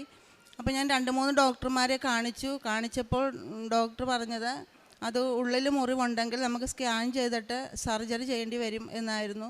പക്ഷേ എനിക്ക് ഭയമില്ലായിരുന്നു. കാര്യം ഉടമ്പടിയിലാണ് എന്ത് കാര്യവും മാതാവിൻ്റെ സാന്നിധ്യത്തോട് ചെയ്യുന്നത് കൊണ്ട് എനിക്ക് ഭയമില്ലായിരുന്നു. വീട്ടിലെല്ലാവർക്കും അത് ഇരിക്കാനൊക്കെ ഭയങ്കര ബുദ്ധിമുട്ടും വേദനയുമായിരുന്നു. അപ്പം ഞാൻ പറഞ്ഞ് മാതാവുണ്ടല്ലോ എനിക്ക് സാധിച്ചു തരും, ഞാൻ അൾത്താരയിൽ കയറി സാക്ഷ്യം പറയും, മാതാവ് എനിക്ക് സുഖപ്പെടുത്തും എന്ന് വിശ്വസിച്ചു. ഉടമ്പടി തൈലം അതിൻ്റെ മുകൾ വശമായിട്ടിട്ട് പ്രാർത്ഥിച്ചു. അങ്ങനെ 3 മാസം വേദനയോട് സഹിച്ചു. ഡോക്ടർമാരെ മാറി കാണിച്ചിട്ട് ഇതാണ് പറയുന്നത്, സ്കാൻ ചെയ്യാൻ. നമ്മൾ സ്കാൻ ചെയ്യാൻ ഞാൻ പോകത്തില്ല, പരിശുദ്ധ അമ്മ ഇതെനിക്ക് മാറ്റിത്തരും എന്ന് വിശ്വസിച്ചു. ഇപ്പം എനിക്ക് യാതൊരു കുഴപ്പമില്ല. എങ്ങനെയാ മുറിവ് ഉണങ്ങിയെന്നും ആ വേദന മാറിയെന്നും എനിക്ക് തന്നെ അറിയത്തില്ല. എനിക്കറിയാമായിരുന്നു പരിശുദ്ധ അമ്മ മാറ്റും. കാര്യം 7 സാക്ഷ്യം നീ അൾത്താരയിൽ പറഞ്ഞതാണ്, 8ാമതും എന്നെ കയറ്റും എന്നെനിക്ക് നല്ല ഉറപ്പുണ്ടായിരുന്നു. അതുകൊണ്ടാണ് ഈ ഒരു സാക്ഷ്യത്തിനായിട്ടാണെങ്കിൽ പോലും ഞാനിവിടെ വന്ന് ഈ സാക്ഷ്യം പറയുന്നത്. പിന്നെ ആത്മീയത എന്ന് പറയുന്നത് ഭയങ്കര ഒരു സമാധാനമാണ് ഞങ്ങളുടെ കുടുംബത്തിൽ. കാര്യം ഞാൻ, എൻ്റെ ഇളയ മകൾ 3 പേരും ഉടമ്പടി എടുത്തതാണ്. അവർ 2 പേരും നേഴ്സിംഗ് സ്റ്റുഡൻ്റാണ്. അവർക്ക് വേണ്ടി ഇപ്പം ഉടമ്പടിയിൽ നിയോഗം വെക്കാറില്ല. കാര്യം അവർ രണ്ടുപേരും ഉടമ്പടിയിലാണ്. അപ്പം ഞാൻ പറയും, നിങ്ങൾ ഉടമ്പടി കൃത്യമായിട്ട് പാലിച്ച് എല്ലാ കാര്യങ്ങളും ചെയ്ത് നിങ്ങൾ നിങ്ങളുടെ കാര്യം സാധിച്ചെടുക്കണം. ഞാൻ മറ്റുള്ളവർക്ക് വേണ്ടി ഉടമ്പടിയിൽ വെക്കും. കാര്യം രോഗികളായിട്ടുള്ള ഒരുപാട് പേര് നമ്മളോട് പറയും. അതെല്ലാം ഞാൻ വെച്ചാണ് ഞാൻ പ്രാർത്ഥിക്കുന്നത്. അവർക്ക് വേണ്ടി ഞാനിപ്പോൾ ഉടമ്പടിയിലൊന്നും എഴുതാറില്ല. കാര്യം അവർ ഉടമ്പടിയിലാണ്, അവർ തന്നെ അത് കൃത്യമായിട്ട് ചെയ്ത് സാധിച്ചെടുക്കണമെന്ന് എനിക്ക് ഉറപ്പായിരുന്നു. അങ്ങനെ ആത്മീയതയിൽ ഭയങ്കര കുടുംബസമാധാനം. അതായത് നമുക്ക് ഒന്നുമില്ല, സാധാരണ ഒരു കുടുംബമാണ്. ഞങ്ങളുടെ അപ്പ കാർപ്പൻ്ററാണ്. പക്ഷേ എങ്ങനെയാണെന്നറിയാം, എനിക്കൊരു ജോലിയില്ല. പക്ഷേ പിള്ളേരുടെ വിദ്യാഭ്യാസം എന്താണേലും സാമ്പത്തികമായിട്ട് നമ്മൾ വിഷമിക്കാനിട വരത്തില്ല. അതിനു മുന്നേ തന്നെ നാളത്തെ കാര്യം പരിശുദ്ധ അമ്മ അത് ക്രമീകരിക്കുന്നുണ്ടായിരുന്നു. അതുകൊണ്ട് ഞങ്ങൾക്ക് നല്ല ഒരു ഉറപ്പായിരുന്നു. കാര്യം പിന്നെ ഭയമാണ്. പ്രാർത്ഥനയിലൊരു ശകലം ഞങ്ങൾ കുറവ് വരുത്തിയാൽ ഞങ്ങൾക്ക് ഭയമാണ്. കാര്യം പെട്ടെന്ന് തന്നെ അതിലോട്ട് തന്നെ ഞങ്ങൾ പെട്ടെന്ന് വരും. ഒന്നും ഉഴപ്പാൻ ഞങ്ങൾക്ക് ഭയങ്കര ഭയമാണ്. പ്രാർത്ഥന അല്ല, അധികം മറ്റുള്ള കാര്യങ്ങൾ ചെയ്യുന്നതിൽ. ഇവിടെ പ്രേക്ഷിത പ്രവർത്തനത്തിനാണേലും ഞങ്ങൾ ഇവിടുന്ന് പോകുമ്പോൾ തന്നെ ബസ് സ്റ്റാൻഡിലൊക്കെ ഇറങ്ങിയിട്ട് പത്രം ഞാൻ കൊടുക്കുന്നതെന്ന് പറയുമ്പോൾ ഞാൻ 7 സാക്ഷ്യം പറഞ്ഞതാണെന്നും എനിക്ക് കിട്ടിയ അനുഭവങ്ങളൊക്കെ പറഞ്ഞാണ് ഞാൻ കൊടുക്കുന്നത്. എനിക്ക് വലിയ അനുഭവങ്ങൾ, എൻ്റെ ചെവിക്ക് കേൾവിയില്ലാണ്ടൊക്കെ അത് പിന്നെ സർജറി പറഞ്ഞിട്ടിട്ട് അവിടെ പൂർണ്ണ സൗഖ്യം കിട്ടിയതാണ്, അതൊന്നും ഇല്ലാതെ. അപ്പോൾ അതൊക്കെ ഞാൻ ഒന്നേന്ന് എല്ലാവരോടും ഇച്ചിരി നേരം നിന്നിട്ട് പറഞ്ഞിട്ടാണ് ഞാൻ കൊടുക്കുന്നത്. പ്രൈവറ്റ് സ്റ്റാൻഡിലൊക്കെ പോയാൽ അവിടെ ഇരിക്കുന്നവർ അടുത്ത് പോയിരുന്നവരൊക്കെ ചിലപ്പം നമുക്ക് ബുദ്ധിമുട്ടുള്ള കാര്യങ്ങളൊക്കെ പ്രതികരിക്കുമായിരിക്കും. എന്നാലും ഞാനതൊക്കെ പറഞ്ഞ് മനസ്സിലാക്കും. ഒന്ന് വായിച്ചോ, കളയണ്ട, ഒന്ന് വായിച്ചോ. പിന്നെ ഇതുപോലെ മോള് പറഞ്ഞതുപോലെ അറിയുന്നവർക്ക് കൊടുക്കത്തില്ല. കൃപാസനത്തിൽ പോയോ, പത്രം കിട്ടിയോ എന്ന് പറയാം, അത് തിരിച്ച് മേടിച്ചിട്ട് അറിയാത്തവർക്ക് ഞങ്ങൾ കൊടുക്കും. അങ്ങനെയാണ് ചെയ്യുന്നത്. പിന്നെ കാരുണ്യപ്രവൃത്തി എന്ന് പറയുന്നത്, ഇപ്പോൾ സ്കൂൾ തുറക്കുന്ന സമയമൊക്കെ ആണെങ്കിൽ നമ്മുടെ മക്കളെ പഠിപ്പിക്കാൻ ഞങ്ങൾ എന്തുമാത്രം ബുദ്ധിമുട്ടുന്നു, അതുപോലെ വേദനിക്കുന്നവർക്ക് ഞാൻ പഠനോപകരണങ്ങളൊക്കെ വാങ്ങിച്ചു കൊടുക്കും. പിന്നെ ക്യാൻസർ രോഗികൾ ഉള്ള വീടുകളിലാണേലും ഹോസ്പിറ്റലിലാണേലും ചെന്ന് ഞങ്ങളെ കൊണ്ട് കഴിയുന്ന സാമ്പത്തിക സഹായമൊക്കെ ചെയ്തു കൊടുക്കും. സാമ്പത്തികമായിട്ടും ശരിക്കും ഞങ്ങളേലും ബുദ്ധിമുട്ടുന്നവർക്ക് വീട്ടാവശ്യത്തിനുള്ള സാധനങ്ങളൊക്കെ 3 പേരും കൂടെ ഞങ്ങൾ ഒന്നിച്ചും ഷെയർ ചെയ്തും ഒക്കെ ഞങ്ങൾ വാങ്ങിച്ചു കൊടുക്കും. മക്കളാണെങ്കിൽ അവർ പഠിക്കുന്ന ബാംഗ്ലൂരാണേലും അവിടെയൊക്കെ പോയി അവർ വഴിയിലിരിക്കുന്നവർക്ക് ആഹാരം മേടിച്ചു കൊടുക്കുകയും ബെഡ്ഷീറ്റ് വാങ്ങിച്ചു കൊടുക്കുകയും എല്ലാം ചോദിക്കുമ്പോൾ ഞാൻ സമ്മതത്തോടെ എന്ത് വേണേലും ചെയ്തോളാൻ വേണ്ടി അവർക്ക് സമ്മതം കൊടുക്കും. അതുകൊണ്ട് ഞങ്ങളുടെ ജീവിതത്തിൽ ഒരുപാട് ആത്മീയതയിൽ പറയാനാണെങ്കിൽ ഒത്തിരി സമാധാനവും സന്തോഷവും. അതാണ് ഇപ്പം ഞങ്ങൾക്കൊരു ടെൻഷനില്ല. പഠിച്ചു കഴിഞ്ഞ് ഇനിയെല്ലാം പരിശുദ്ധ അമ്മയുടെ കരങ്ങളിൽ ഏൽപ്പിക്കും. അടുത്ത കാര്യങ്ങൾ അമ്മയോട് ചോദിച്ചിട്ട് നിങ്ങൾ ചെയ്യാനാണ് ഞാൻ മക്കളോട് പറയുന്നത്. അത് അവരെന്ത് ആഗ്രഹിക്കുന്ന ആ ഉദ്യമങ്ങളിൽ എത്തിക്കുമെന്ന് ഞങ്ങൾക്ക് ഉറപ്പുണ്ട്. പരിശുദ്ധ അമ്മയ്ക്കും തിരുക്കുമാരനും ഈ അൾത്താരയിൽ കെട്ടി 8ാമത്തെ സാക്ഷ്യത്തിന് എന്നെ ഇവിടെ ഒരുക്കിയതിന് അമ്മയ്ക്കും തിരുക്കുമാരനും 1000 നന്ദി പറയുന്നു. എസെക്കിയേൽ പ്രവാചകൻ്റെ പുസ്തകത്തിൽ നിന്ന് 37-ാം അധ്യായം 6-ാം തിരുവചനം. ഞാൻ നിങ്ങളുടെ മേൽ ഞരമ്പുകൾ വച്ചു പിടിപ്പിക്കുകയും മാംസം വളർത്തുകയും ചർമ്മം പൊതിയുകയും നിങ്ങളിൽ പ്രാണൻ നിവേശിപ്പിക്കുകയും ചെയ്യും. നിങ്ങൾ ജീവൻ പ്രാപിക്കും. ഞാനാണ് കർത്താവെന്ന് അപ്പോൾ നിങ്ങൾ അറിയും. വാഗ്ദാനങ്ങളിൽ വിശ്വസ്തനായ ദൈവം ഉടമ്പടിയിലൂടെ നടന്നു നീങ്ങുമ്പോൾ, ജീവിച്ചു കൊണ്ടിരിക്കുമ്പോൾ നമുക്ക് വലിയ വലിയ ഉറപ്പുകളാണ് അവിടുന്ന് നമുക്ക് നൽകുന്നത്. അബിയ എന്ന ഈ മകൾ സാക്ഷ്യ സ്ഥിരീകരണത്തിനായി കൗണ്ടറിലേക്ക് വന്നപ്പോൾ പറയുകയുണ്ടായി, എന്നെ മാതാവ് കൈവിട്ടു, ഈശോ എന്നെ മറന്നു കളഞ്ഞു. അതുകൊണ്ട് ഞാൻ ഉഴപ്പിയപ്പോഴെല്ലാം മാതാവ് എന്നെ കൈവിട്ടു. അത് ഞാൻ അപ്പോൾ തന്നെ അബിയോട് പറയുകയുണ്ടായി, മാതാവ് നമ്മളെ ഒരിക്കലും കൈവിടുകയില്ല. നമ്മളാണ് മാതാവിൻ്റെ കൈവിട്ടുകൊണ്ട് നടക്കുന്നത്. കാരണം ഉടമ്പടി ഉഴപ്പുന്നത് നമ്മളാണ്. വലിയ ഒരു സാക്ഷ്യവുമായിട്ടാണ് അബിയയും അമ്മയും ഇവിടെ അൾത്താരയിൽ നിൽക്കുന്നത്.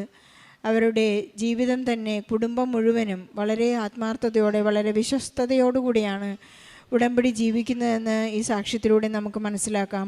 അമ്മയുടെ 8ാമത്തെ സാക്ഷ്യമാണിത്. അതുപോലെ തന്നെ അബിയ 5ാമത്തെ പ്രാവശ്യമാണ് ഈ 23 വയസ്സിൽ അബിയ സാക്ഷ്യം നൽകുന്നത്, 5ാമത്തേത്. അബിയയ്ക്ക് ഉറച്ച വിശ്വാസവും ഈശോയിലുള്ള വലിയ പ്രതീക്ഷകളും എപ്പോഴുമുണ്ട്. നഴ്സിംഗ് പഠനം കഴിഞ്ഞപ്പോൾ തന്നെ അബിയ വലിയ വിശ്വാസത്തോടെ പല ഹോസ്പിറ്റലുകളിലും കയറിയിറങ്ങി ആപ്ലിക്കേഷൻ കൊടുത്തുവെങ്കിലും പരിശുദ്ധ അമ്മ അബിയയ്ക്ക് വേണ്ടി കരുതി വച്ചിട്ടുള്ള, അബിയ ആഗ്രഹിച്ചതും അമ്മ കരുതി വെച്ചതുമായ ഒരു ഹോസ്പിറ്റലാണ് അബിയയ്ക്ക് നൽകിയതെന്ന് ഇവിടെ ഏറ്റുപറയുകയുണ്ടായി. തൻ്റെ ജീവിതത്തിലേക്ക് പുതിയ ഞരമ്പുകളും ശരീരത്തിലേക്ക് പുതിയ ജീവനും നൽകുന്ന ഓരോരോ ഉടമ്പടി പുതുക്കലുകളെയും അബിയ കണ്ടറിയുന്ന, അനുഭവിച്ചറിയുന്ന ഒരു വലിയ സാക്ഷ്യമാണ് ഈ മകളിപ്പോൾ ഇവിടെ ഏറ്റെടുത്ത് പറഞ്ഞത്. എത്ര തന്നെ ഹോസ്പിറ്റലുകൾ റിജക്റ്റ് ചെയ്ത് സങ്കടപ്പെടുമ്പോഴും വിശ്വസിച്ച് മുന്നേറിയ ഒരു വലിയ സാക്ഷ്യമാണിത്. അബിയയ്ക്ക് പറയാനുള്ളത്, എൻ്റെ അമ്മ എനിക്ക് വേണ്ടി ഞാൻ ഇവിടെ നിന്ന് ഉടമ്പടിയെടുത്ത് പുതുക്കി ഇവിടെ നിന്ന് പുറത്തിറങ്ങുമ്പോൾ ഞാൻ അമ്മയോട് പറഞ്ഞിട്ടുണ്ടായിരുന്നു, ഞാൻ ആഗ്രഹിക്കുന്ന ആ ഹോസ്പിറ്റലിൽ എനിക്ക് അപ്പോയിൻമെൻറ്റ് തരണം. 12 വർഷം കാണാതിരുന്ന ഒരു ആൻറ്റി പെട്ടെന്ന് ഈ മകളുടെ മുന്നിലെത്തുകയും ആ ഒരു സ്വർഗദൂതൻ അബിയയ്ക്ക് വേണ്ട എല്ലാ ഏർപ്പാടുകളും ചെയ്ത് വളരെ 3 ദിവസത്തിനുള്ളിൽ ഉടമ്പടി പുതുക്കി 3 ദിവസത്തിനുള്ളിൽ അപ്പോയിൻമെൻറ്റ് ലെറ്റർ മകളുടെ കയ്യിൽ കിട്ടുകയും ചെയ്തു. വലിയ ഒരു സാക്ഷ്യമാണിത്. നാം എപ്പോഴും നമ്മെ ശ്രവിച്ചുകൊണ്ടിരിക്കുന്ന ഒരു ദൈവത്തിന് വേണ്ടി നാം വിശ്വസ്തയോടുകൂടി പ്രത്യുത്തിരിക്കുമ്പോഴുള്ള ജീവിതാനുഭവങ്ങളാണ് ഇന്ന് ഈ പ്രത്യക്ഷീകരണ സാക്ഷ്യമായി മക്കൾ ഈ അൾത്താരയിൽ ഏറ്റുപറയുന്നത്. ഈ മകൾക്കുണ്ടായ വലിയൊരു ആഗ്രഹം, ഈശോയെ ഒരു സ്റ്റെപ്പ് മുന്നോട്ട് വെച്ച് അബിയ പറഞ്ഞതാണ്, ഈ ഹോസ്പിറ്റലിൽ എനിക്ക് ജോലി കിട്ടുകയാണെങ്കിൽ നിന്നെ എനിക്ക് എപ്പോഴും ചുംബിച്ച് ഇവിടെ നിന്ന് കയറുകയും ഇറങ്ങുകയും ചെയ്യാമല്ലോ. ഈശോയെ മണിയടിക്കുക എന്ന് പറയുന്നതൊക്കെ ഇത് തന്നെയാണ്. ജോസഫ് അച്ഛൻ നമ്മോട് എപ്പോഴും പറയാറുണ്ട്, നിനക്ക് ഈ ഉടമ്പടി വാഗ്ദാനങ്ങൾ നൽകുന്നതുകൊണ്ട് എനിക്കെന്തുപകാരം എന്ന ചോദ്യത്തിനാണ് അബിയ വളരെ കൃത്യമായി ഉത്തരം നൽകിയിരിക്കുന്നത്. എനിക്ക് ഈശോയെ ചുംബിക്കണം, ഈശോയെ കാലുകളിൽ തൊടണം എന്നുള്ളൊരു വലിയ ആഗ്രഹം. അതിനപ്പുറം എനിക്ക് ജോലി കിട്ടണം, എനിക്ക് കാശ് വേണം, എനിക്ക് വലിയ ജീവിതം വളരെയധികം കെട്ടിപ്പടുക്കണം എന്നതിനേക്കാൾ വലിയൊരു ആഗ്രഹമാണ് അബിയ മുന്നോട്ട് വെച്ചത്. അതുപോലെ തന്നെ മകളുടെ ആരോഗ്യനില വളരെ മോശമായിരുന്നു. മകൾ പറയുകയുണ്ടായി, ഉടമ്പടി പുതുക്കിയതിന് ശേഷം ഞാൻ പറഞ്ഞു, എൻ്റെ 23 വയസ്സിൽ എനിക്ക് ഒരിക്കലും 1 കിലോ പോലും എനിക്ക് എൻ്റെ വെയിറ്റ് കൂടുന്നില്ല, വലിയ വലിയ ആരോഗ്യ പ്രശ്നങ്ങളുണ്ട്, ഒരുപാട് ഭക്ഷണം കഴിച്ചിട്ടൊന്നും എനിക്ക് എൻ്റെ വെയിറ്റ് കൂടുന്നില്ല. ഇവിടെ ഒന്ന് ഉടമ്പടി എടുത്ത് ഈ മകൾ എല്ലാ ദിവസവും ഒരു നുള്ളു വിശുദ്ധ ഉപവിശ്വാസ പ്രമാണം ചൊല്ലി പ്രാർത്ഥിച്ചപ്പോൾ മകൾക്ക് വലിയ വ്യത്യാസമാണ് ഉണ്ടായത്. നമുക്കിത് കേൾക്കുമ്പോൾ ഒരു ചെറിയൊരു കാര്യമാണല്ലോ, ഒരു വെയിറ്റ് കൂടിയതാണോ ഇത്രയും വലിയൊരു കാര്യം എന്ന് നമുക്ക് ചിന്തിച്ചു പോകാം. പക്ഷേ ഇവരെ സംബന്ധിച്ച് അതൊരു വലിയ അത്ഭുതമാണ്. 1 മാസത്തിനുള്ളിൽ 10 കിലോ വെയിറ്റ് ഈ മകൾ കൂടിയെന്ന് പരിശുദ്ധ അമ്മയുടെ ഈ പ്രത്യക്ഷീകരണ സാക്ഷ്യത്തിലൂടെ ഏറ്റു പറയുന്നു. നമ്മുടെ എല്ലാ കൊച്ചു കാര്യങ്ങളായാലും വലിയ കാര്യങ്ങളായാലും നമുക്ക് അമ്മയിൽ എപ്പോഴും ശരണപ്പെടാം. ഈശോയിൽ നിന്ന് പ്രാപിച്ചു തരുന്ന വലിയ വലിയ അത്ഭുതങ്ങൾക്ക് നമുക്ക് നന്ദി പറയുകയും ചെയ്യാം. ഈശോ എപ്പോഴും ഓർമ്മിപ്പിക്കുന്നുണ്ട്, മറ്റ് 9 പേരെവിടെയും 10 കുഷ്ഠരോഗികൾക്ക് സൗഖ്യം കിട്ടി, ഒരു ആൾ മാത്രം തിരിച്ചു വന്നു, ഒരു വിജാതീയൻ മാത്രം തിരിച്ചു വന്നപ്പോൾ ഈശോ ചോദിച്ചൊരു ചോദ്യമാണ്, മറ്റ് 9 പേരെ ഇവിടെ. ഈ അമ്മയും മകളും വളരെ ആത്മാർത്ഥതയോടുകൂടിയാണ് അമ്മ പറയുന്നത്, എൻ്റെ 17ാമത്തെ പുതുക്കലാണിത്. 17 പുതുക്കൽ എന്ന് വെച്ചാൽ 3.5 വർഷമോ 4 വർഷമോ കണ്ടിന്യൂസ് ആയി ഉടമ്പടി ആത്മാർത്ഥതയോടെ ജീവിച്ചു എന്നുള്ളതിൻ്റെ ഒരു വലിയ പ്രതിസ്ഫുരണമാണിത്. നമുക്ക് ഈശോയ്ക്കും അമ്മയ്ക്കും നന്ദി പറയാം. നമുക്ക് എപ്പോഴും ഈ നമുക്ക് ലഭിച്ച എല്ലാ അനുഗ്രഹങ്ങൾക്കും നന്ദി പറഞ്ഞുകൊണ്ട് ജീവിക്കാം. അബിയയ്ക്കും കുടുംബത്തിനും ലഭിച്ച എല്ലാ അനുഗ്രഹങ്ങൾക്കും ഈശോയ്ക്കും പരിശുദ്ധ അമ്മയ്ക്കും നല്ലൊരു കയ്യടി നൽകി ഈ സാക്ഷ്യം നമുക്ക് സമർപ്പിക്കാം. ഈ ഒരു സാക്ഷ്യം പറയാൻ എനിക്ക് അനുഗ്രഹം തന്ന പ്രഭാസന അമ്മയ്ക്ക് ഞാൻ ആദ്യം നന്ദി പറയുന്നു. എൻ്റെ പേര് ജോമിൻ, ഞാൻ കൊല്ലം സെൻറ്റ് ജോസഫ് ഇടവകയിൽ നിന്ന് വരുന്നു. ഞാൻ ആദ്യം ഉടമ്പടി എടുത്തത് ജൂലൈ 8-ാം തീയതി ആയിരുന്നു. അത് കഴിഞ്ഞ് പ്രാർത്ഥിക്കുകയും ഡെയിലി രാവിലെ അച്ഛൻ്റെ ബ്ലെസ്സിങ് പ്രാർത്ഥനകളെല്ലാം കാണുകയും പള്ളിയിൽ പോവുകയൊക്കെ ചെയ്യുന്നു. പറഞ്ഞ കണക്ക് തന്നെ ഉടമ്പടിയിൽ എങ്ങനെയാണോ അന്ന് ക്ലാസ്സിൽ അറ്റൻഡ് ചെയ്തത് അത് കണക്കൊക്കെ ചെയ്യുമായിരുന്നു. പ്രത്യേകിച്ച് ആ ഒരു 3 മാസ കാലയളവിൽ എനിക്കങ്ങനെ മാറ്റങ്ങളായിട്ടോ അല്ലെങ്കിൽ ഒന്നും വന്നതായിട്ടോ എനിക്ക് തോന്നിയില്ല. ഞാൻ നോർമലി 3 മാസം കഴിഞ്ഞ് ഉടമ്പടി പുതുക്കുന്ന ടൈമിന് വന്നു. ഒക്ടോബർ 9-ാം തീയതി വന്ന് ഞാൻ ഉടമ്പടി പുതുക്കി. അന്ന് ക്ലാസ് അറ്റൻഡ് ചെയ്തപ്പം ആ ക്ലാസ്സിലാണ് എന്താണ് ഞാൻ ചെയ്യാഞ്ഞ കുറവുകളായിട്ടുള്ള കാര്യങ്ങൾ, മറ്റ് എന്താണ് എൻ്റെ ഉടമ്പടിക്കകത്ത് വന്ന തെറ്റുകളെന്നുള്ളത് എനിക്ക് അന്നാണ് മനസ്സിലായത്. ഞാൻ ആ സമയത്തായിരുന്നു ഒരു ഇൻ്റർവ്യൂ ഒക്കെ അറ്റൻഡ് ചെയ്ത് എൻ്റെ പേപ്പർ വർക്കും കാര്യങ്ങളൊക്കെ നടന്നുവരുന്നത്. എൻ്റെ ഓഫർ ലെറ്റർ വന്ന്, പക്ഷേ അതിനുശേഷം എനിക്ക് ഒരു അപ്ഡേറ്റും വരുന്നില്ല, പെർമിറ്റിൻ്റെ കാര്യങ്ങളൊന്നും വന്നില്ല.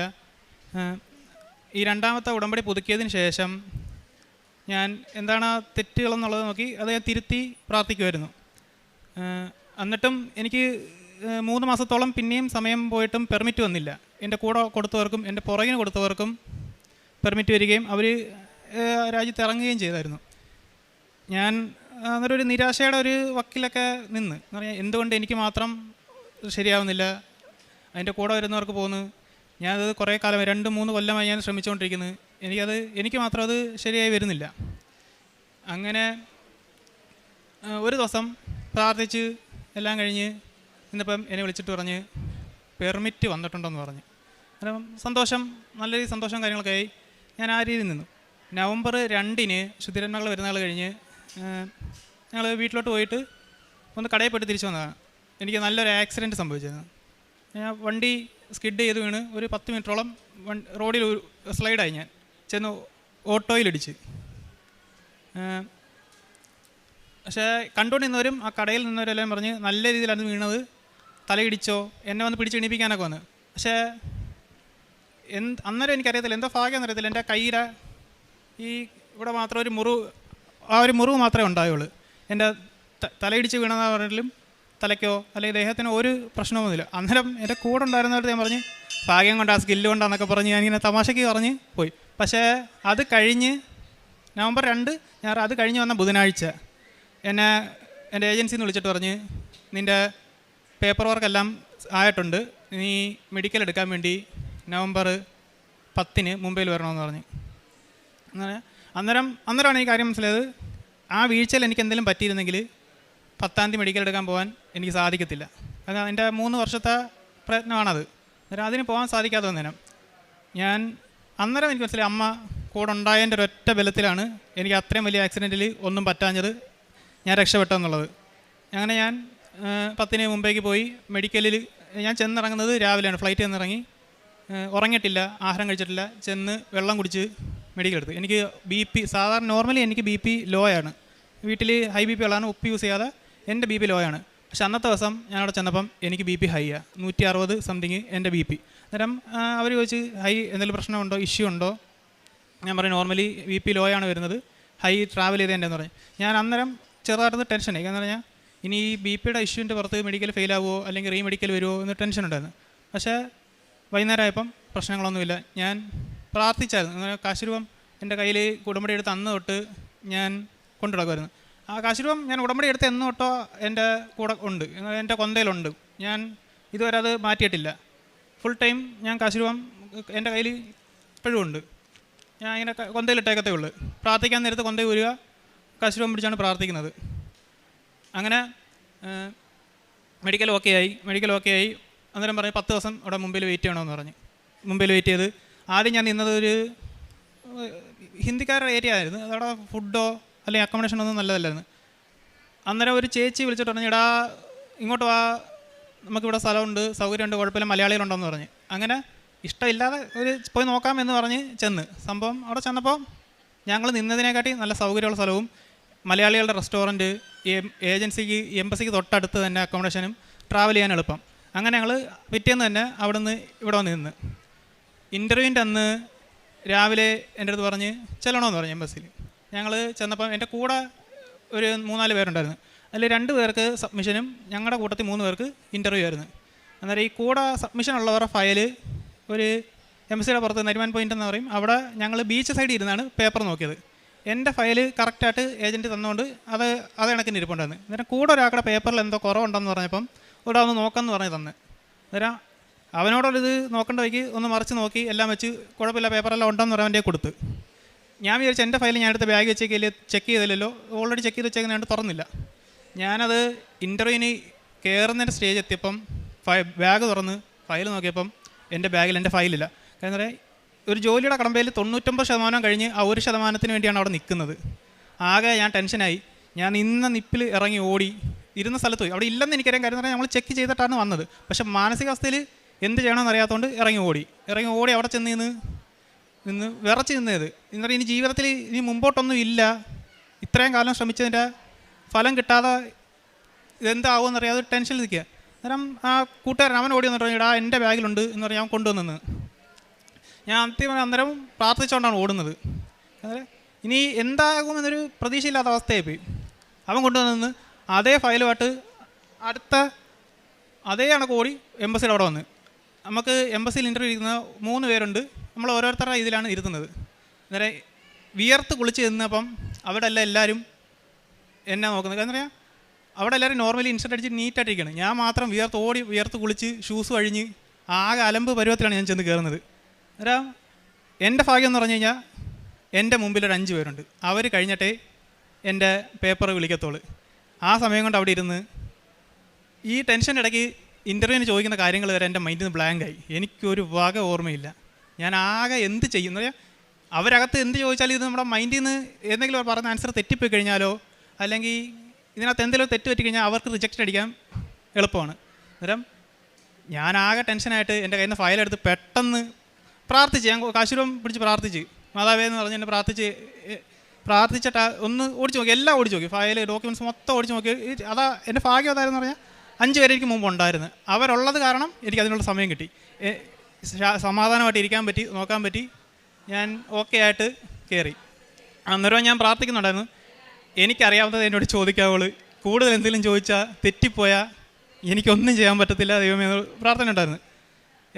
പക്ഷെ ആ പ്രാർത്ഥന അമ്മ കേട്ട് അകത്ത് കയറി ഞാൻ ചെന്ന് എൻ്റെ അടുത്ത് ആകെ ചോദിച്ചത് എൻ്റെ പേര്, ഞാൻ മാരീഡാണെന്ന് വെച്ച് പറഞ്ഞ്, എൻ്റെ കോൺട്രാക്റ്റിൻ്റെ കാലയളവ് ചോദിച്ച്, ഫാമിലി റിലേറ്റീവ്സിനെ കൊണ്ടുവരാൻ താല്പര്യമുണ്ടോ എന്ന് വെച്ച്. ഇത് കറക്റ്റ് എല്ലാവർക്കും അറിയാവുന്ന ആൻസറാണ്, കോമൺ ആയിട്ട് അവിടെ പഠിപ്പിച്ചു കൊടുക്കുന്ന ആൻസറാണ്. അങ്ങനെ അത് കഴിഞ്ഞപ്പോൾ അവർ എൻ്റെ അടുത്ത് പറഞ്ഞു, okay Jomin you can go outside and sign the documents എന്ന് പറഞ്ഞു. അത്യം അന്നേരം എനിക്ക് വിശ്വാസമില്ല എന്തോ സംഭവം പാസ്സായതാണോ അല്ലെങ്കിൽ എന്താണ് ഇതിൻ്റെ റിസൾട്ട് എന്നറിയാത്തതുകൊണ്ട് പുറത്ത് വന്നിട്ട് ഞാൻ ഇതാണ് ഏജൻറ്റ് പറഞ്ഞു, ഇതാണ് എൻ്റെ അടുത്ത് പറഞ്ഞെന്ന് പറഞ്ഞു. അയാൾ പറഞ്ഞു ഓക്കെ കുഴപ്പമില്ല, പാസ്പോർട്ടിൻ്റെ കോപ്പിയും ഒരു 3 ഡോക്യുമെൻറ്റ്സ് സൈൻ ചെയ്തിട്ട് പൊയ്ക്കോളാൻ പറഞ്ഞു. ഞാൻ ഇൻ്റർവ്യൂ അറ്റൻഡ് ചെയ്യുന്നത് വെള്ളിയാഴ്ചയാണ്. സാധാരണ നമുക്ക് 24 മണിക്കൂർ വേണ്ട ആ റിസൾട്ട് വരാൻ, പക്ഷേ അത് ശനിയും ഞായറും ആയത് കാരണം അവധി. ഞങ്ങൾ ഏജൻറ്റിനോട് ചോദിച്ചാൽ പറഞ്ഞു, ഇല്ല കുഴപ്പമില്ലടാ നിങ്ങൾ പൊയ്ക്കോ, വേറെ പ്രശ്നമൊന്നുമില്ല, നമ്മളെന്തെങ്കിലും ഉണ്ടെങ്കിൽ വിളിക്കാമെന്ന് പറഞ്ഞു. മനസ്സോടാണ് കയറുന്നത്. റിസൾട്ട് എന്തോ ആണെന്ന് അറിയത്തില്ല, ആകെ ഈ ഓഡിയൻ്റെ ടെൻഷൻ, ഇതിനകത്ത് പെർഫോം ചെയ്തത് ശരിയാണോ, എല്ലാം ഒരു ടെൻഷൻ്റെ പുറത്താണ് നിൽക്കുന്നത്. പിന്നെ ആ ഒരു വിശ്വാസത്തിൻ്റെ പുറത്ത് കയറി. എല്ലാവർക്കും തിങ്കളാഴ്ച വിസ വന്ന്, എനിക്ക് തിങ്കൾ വന്നില്ല, ചൊവ്വ വന്നില്ല, ബുധൻ വന്നില്ല. ഞാൻ ആകെ ടെൻഷൻ, വീട്ടിൽ എന്നെക്കാട്ടി ടെൻഷൻ വീട്ടിൽ അമ്മയ്ക്ക്. എന്ന് പറഞ്ഞാൽ ഓൾറെഡി ഞാനൊരു 2 വിസയൊക്കെ വെച്ച് റിജക്റ്റ് ചെയ്ത് കുറച്ച് പൈസയൊക്കെ പോയി ആ ഒരു സ്റ്റേജ് കടന്നിട്ടാണ് ഇങ്ങനെ വന്നത്. അത് കഴിഞ്ഞ് വ്യാഴാഴ്ച ആയപ്പോഴും ബുധനാഴ്ച ഞങ്ങളുടെ അവിടെ നൊവേനയൊക്കെ ഉണ്ട്, പള്ളിയിലൊക്കെ പോയി വൈകുന്നേരം നൊവേനയൊക്കെ പോയി പ്രാർത്ഥിച്ച് മനസ്സിന് സമാധാനം കിട്ടുന്നത് പള്ളിയിൽ ചെല്ലുമ്പോൾ മാത്രമാണ്. അല്ലാതെ ചിരിച്ചു നിന്നാലും ടെൻഷൻ്റെ പീക്കാണ്, കാണിക്കാൻ പറ്റത്തില്ലെന്നുള്ളതേ ഉള്ളൂ. ആ ഒരു മൈൻഡിൽ നിൽക്കുമ്പോൾ വ്യാഴാഴ്ച എന്നെ വിളിച്ചിട്ട് പറഞ്ഞ് നിൻ്റെ വിസ വന്നിട്ടുണ്ട്, വേറെ പ്രശ്നങ്ങളൊന്നുമില്ല, ഓക്കെ ആണെന്ന് പറഞ്ഞ് അവർ ഫോട്ടോ ഇട്ട് തന്ന്. ഈ ഇത്രയും ടൈം കാലയളവ് ആദ്യത്തെ തടസ്സങ്ങളെല്ലാം വന്ന സമയത്തും ഞാൻ ആകെ പ്രാർത്ഥിച്ചത്, ദൈവമേ ഈ കരുതി വെച്ചേക്കുന്നത് എന്താണെന്ന് എനിക്കറിയത്തില്ല, ഞാൻ ശ്രമിക്കുന്നത് ഇതിനു വേണ്ടിയാണ്, എനിക്കത് കിട്ടണമെന്ന് ഞാൻ ആഗ്രഹിക്കുന്നു. കാരണം പറഞ്ഞാൽ ഇതിൽ കിട്ടിയാൽ ഞാൻ രക്ഷപ്പെടും, എനിക്ക് കുടുംബത്തെ രക്ഷപ്പെടുത്താം, ഓക്കെയാണ്. ഞാൻ ആ സമയത്ത് അങ്ങനെ പറഞ്ഞു, അല്ല ഇതിന് കിട്ടിയില്ലെങ്കിൽ തന്നെ എനിക്ക് നീ എന്താണോ കരുതി വെച്ചേക്കുന്നത് അത് ഉൾക്കൊള്ളാനൊരു മാനസികാവസ്ഥ എനിക്ക് നീ തരണേ. ഒരിക്കലും ഒരു സാഹചര്യത്തിൽ പോലും സഭയിൽ നിന്നോ എൻ്റെ വിശ്വാസത്തിൽ നിന്നോ എന്നെ പിന്നോട്ട് വലിക്കാനൊരു സാഹചര്യം ഉണ്ടാക്കരുതെന്നാണ് ഞാൻ പ്രാർത്ഥിച്ചുകൊണ്ടത്. അങ്ങനെ വിസ അടിച്ചു, കാര്യങ്ങളൊക്കെ ഭംഗിയായിട്ട് നടന്നു. എനിക്ക് ടിക്കറ്റ് ഈ മാസം 10-ാം തീയതി, ഞാൻ ഇവിടെ ഉടമ്പടിയിൽ 2ാമത്തെ ഉടമ്പടിയിൽ എഴുതിയപ്പം ഞാനൊരാഗ്രഹത്തിന് പുറത്ത് എഴുതിയായിരുന്നു, എനിക്കിവിടെ വന്ന് സാക്ഷ്യം പറയാൻ സാധിക്കണേ അമ്മയെന്ന് പറഞ്ഞ് എഴുതിയായിരുന്നു. എന്നിട്ട് ഉടമ്പടി ആദ്യം വന്നപ്പോൾ എനിക്ക് അറിയത്തില്ലായിരുന്നു ഈ ടോക്കൺ കൊടുക്കുന്നതും തിരികളും കുടയും മാതാവിൻ്റെ രൂപം പിടിക്കുന്നതൊന്നും എനിക്കറിയത്തില്ലായിരുന്നു. ഞാൻ അന്ന് എല്ലാവർക്കും കിട്ടുമെന്ന് പറഞ്ഞാൽ ഞാൻ നോക്കിക്കൊണ്ടിരുന്നത്. പക്ഷെ പിന്നെ എനിക്കത് മനസ്സിലായത് അത് റാൻഡമായിട്ട് എടുക്കുന്നതാണ്.